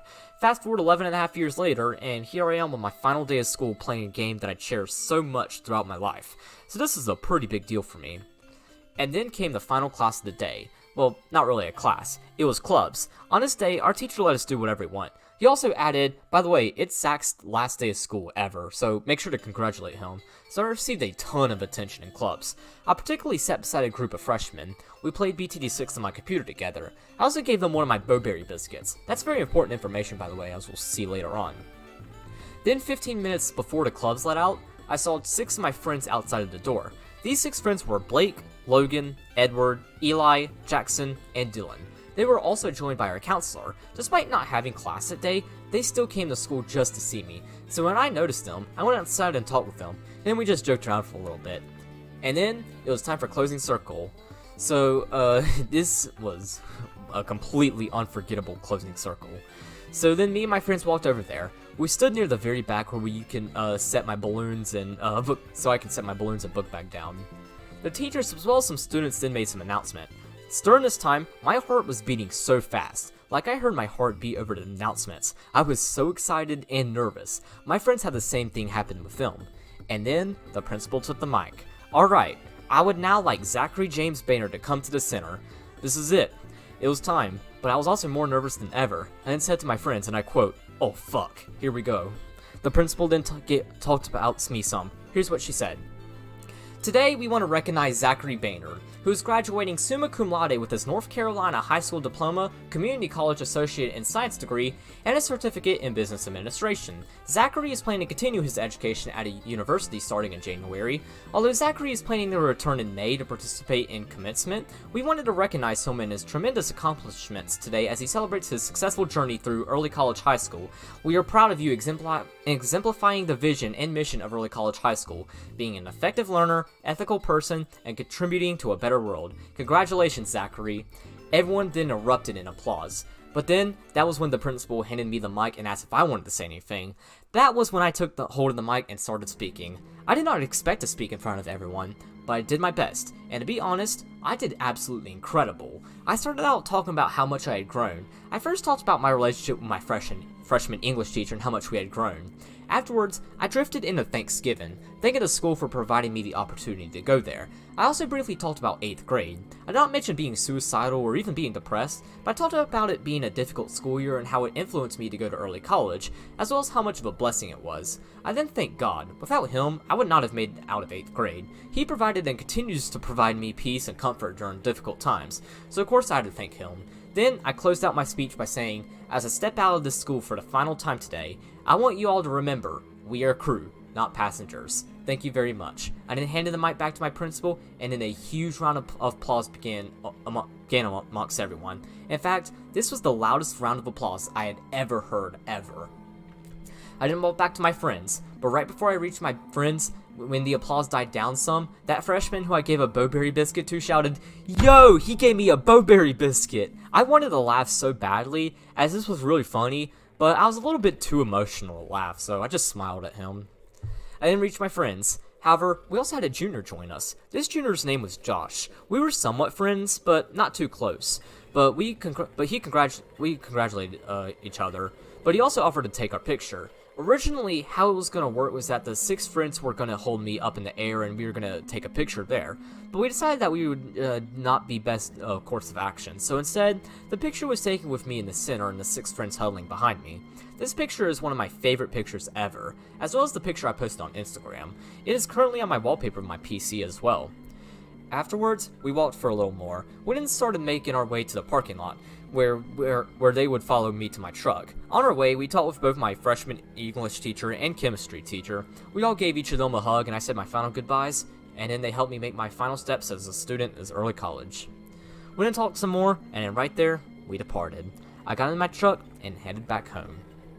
This drive back home was absolutely magical. On my way to and from school, I always passed by my old elementary school.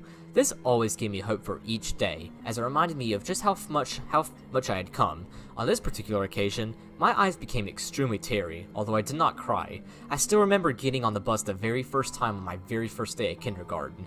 That was August 26, 2009, and here I am on December 10th, 2021, driving myself home from school after my final day of school. Since August 26, 2009, I had been working towards this day, and here I was. I had done it. This is the most emotional day I had ever had. I was not even this emotional on March 8th, 2018. December 10th was truly the most emotional day of my life, and probably will be until the day I get married, whenever that is. And then, I made it back home. Mom was at home waiting for me. Before I entered the house, I pet Floppy, who is my cat. After all, Floppy is my best friend, so I wanted to give him some attention before going inside. And then, I went inside. Mom was in the kitchen where she greeted me, congratulated me and stuff. She also had some presents for me. Those presents included the cookie cake that said, "Congratulations, Zach," some Kit Kats, and some other food. I thanked her for that, and I went back to my room. When I got back to my room, I whipped out Instagram to see what was going on.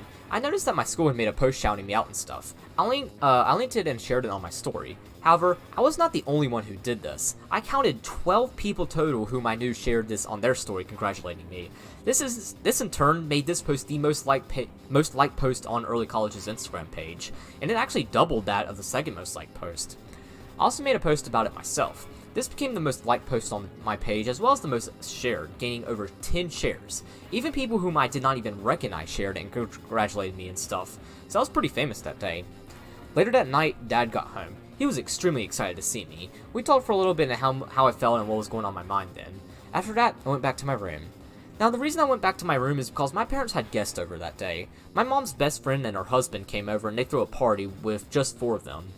I did walk in a little bit to talk with them, but I didn't really do that a whole lot, as I was just so emotional that I really just wanted to be by myself, but I still made an effort to talk with the guests.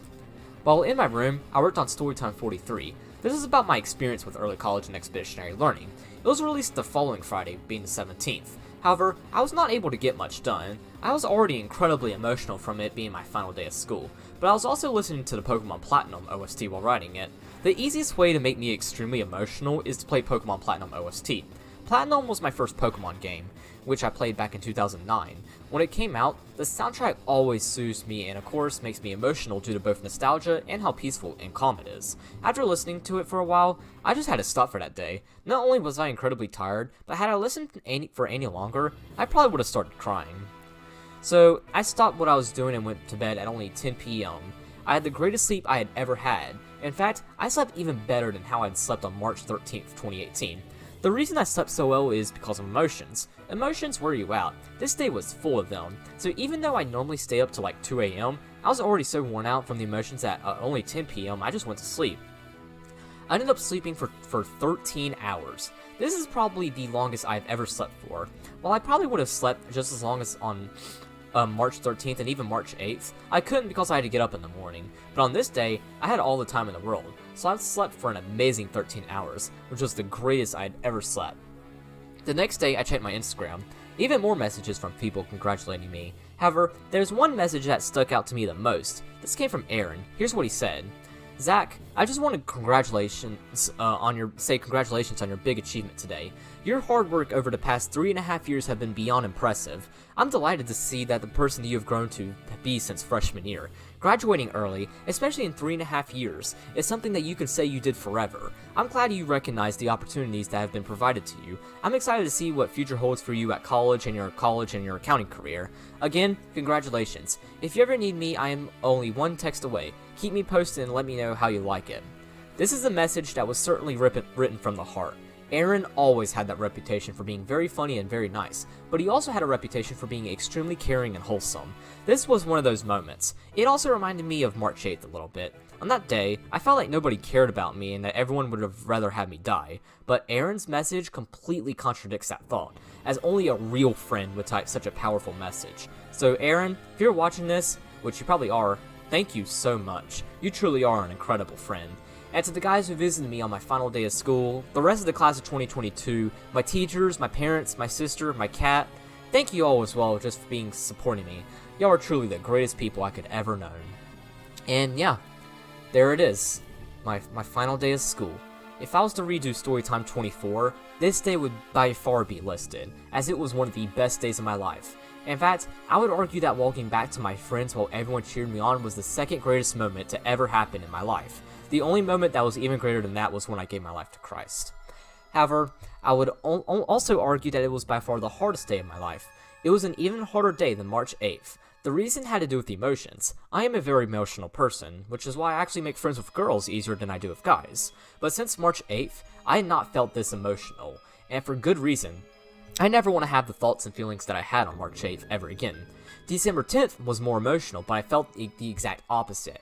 Rather than feeling down about myself, I felt like a god. I felt like nothing could overtake me, and that was the greatest. But even so, with such powerful emotions, it was still incredibly difficult to go through.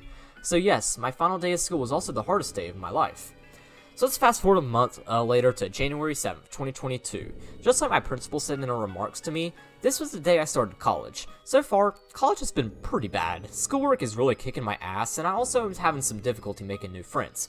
On top of that, because I'm only 17 years old, I can't really do as much as other students, although I do get bragging rights for being the youngest student at my college. I also have junior status thanks to early college, so I do have some benefits over first year students. But yeah, that's pretty much my senior semester. Definitely a far more unusual school year than what most people have, but despite being short, it was nothing but beautiful. This is by far the second most important school year because it demonstrated growth as well as success. The only school year more important than it was 8th grade, which was for pretty glaring reasons. But overall, senior year was an absolute success and was definitely one hell of a school year. So that's all I got for today's Storytime. For the next Storytime 46, I'm going to be doing my 2021 year review. Anyways,